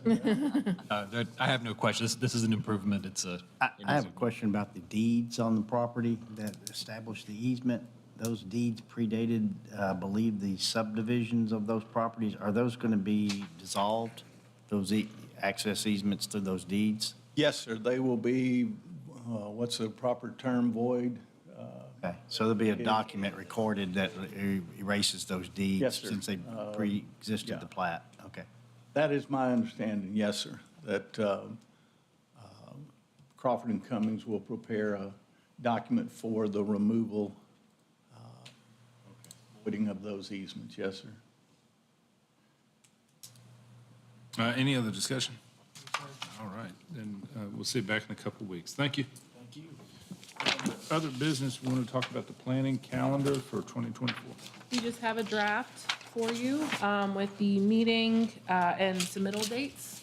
And this should be finalized in just a couple weeks, but this is how it all fell. We are maintaining the work session on the first Monday of the month with the planning commission meeting on the fourth Monday of the month.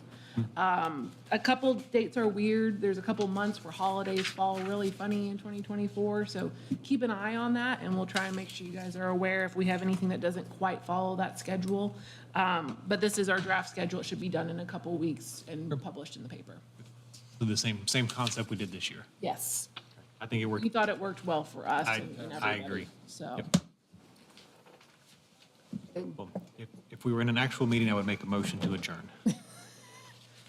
I think we're done. Thank you. I was going to make an announcement. Oh, yes, sorry. I forgot at our last meeting, I can't remember what was going on, but Charlie Perry began recently. Of course, he introduced himself as planner one on our staff now. And we also have Jill Cook. She's not here today, but she was here 2 weeks ago. So, How do you spell your last name? Pi with an R-I, simplest way to put it.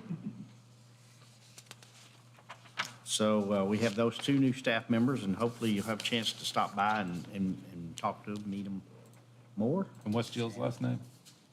Cook. Cook. And this is my last work session with y'all, so, at least as a staff member. But you'll be here for the December 11th meeting, right? Yes. Yeah. The hard part really starts then.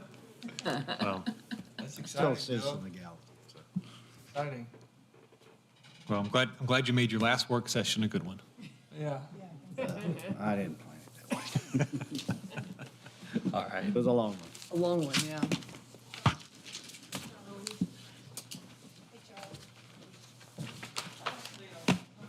And we're adjourned?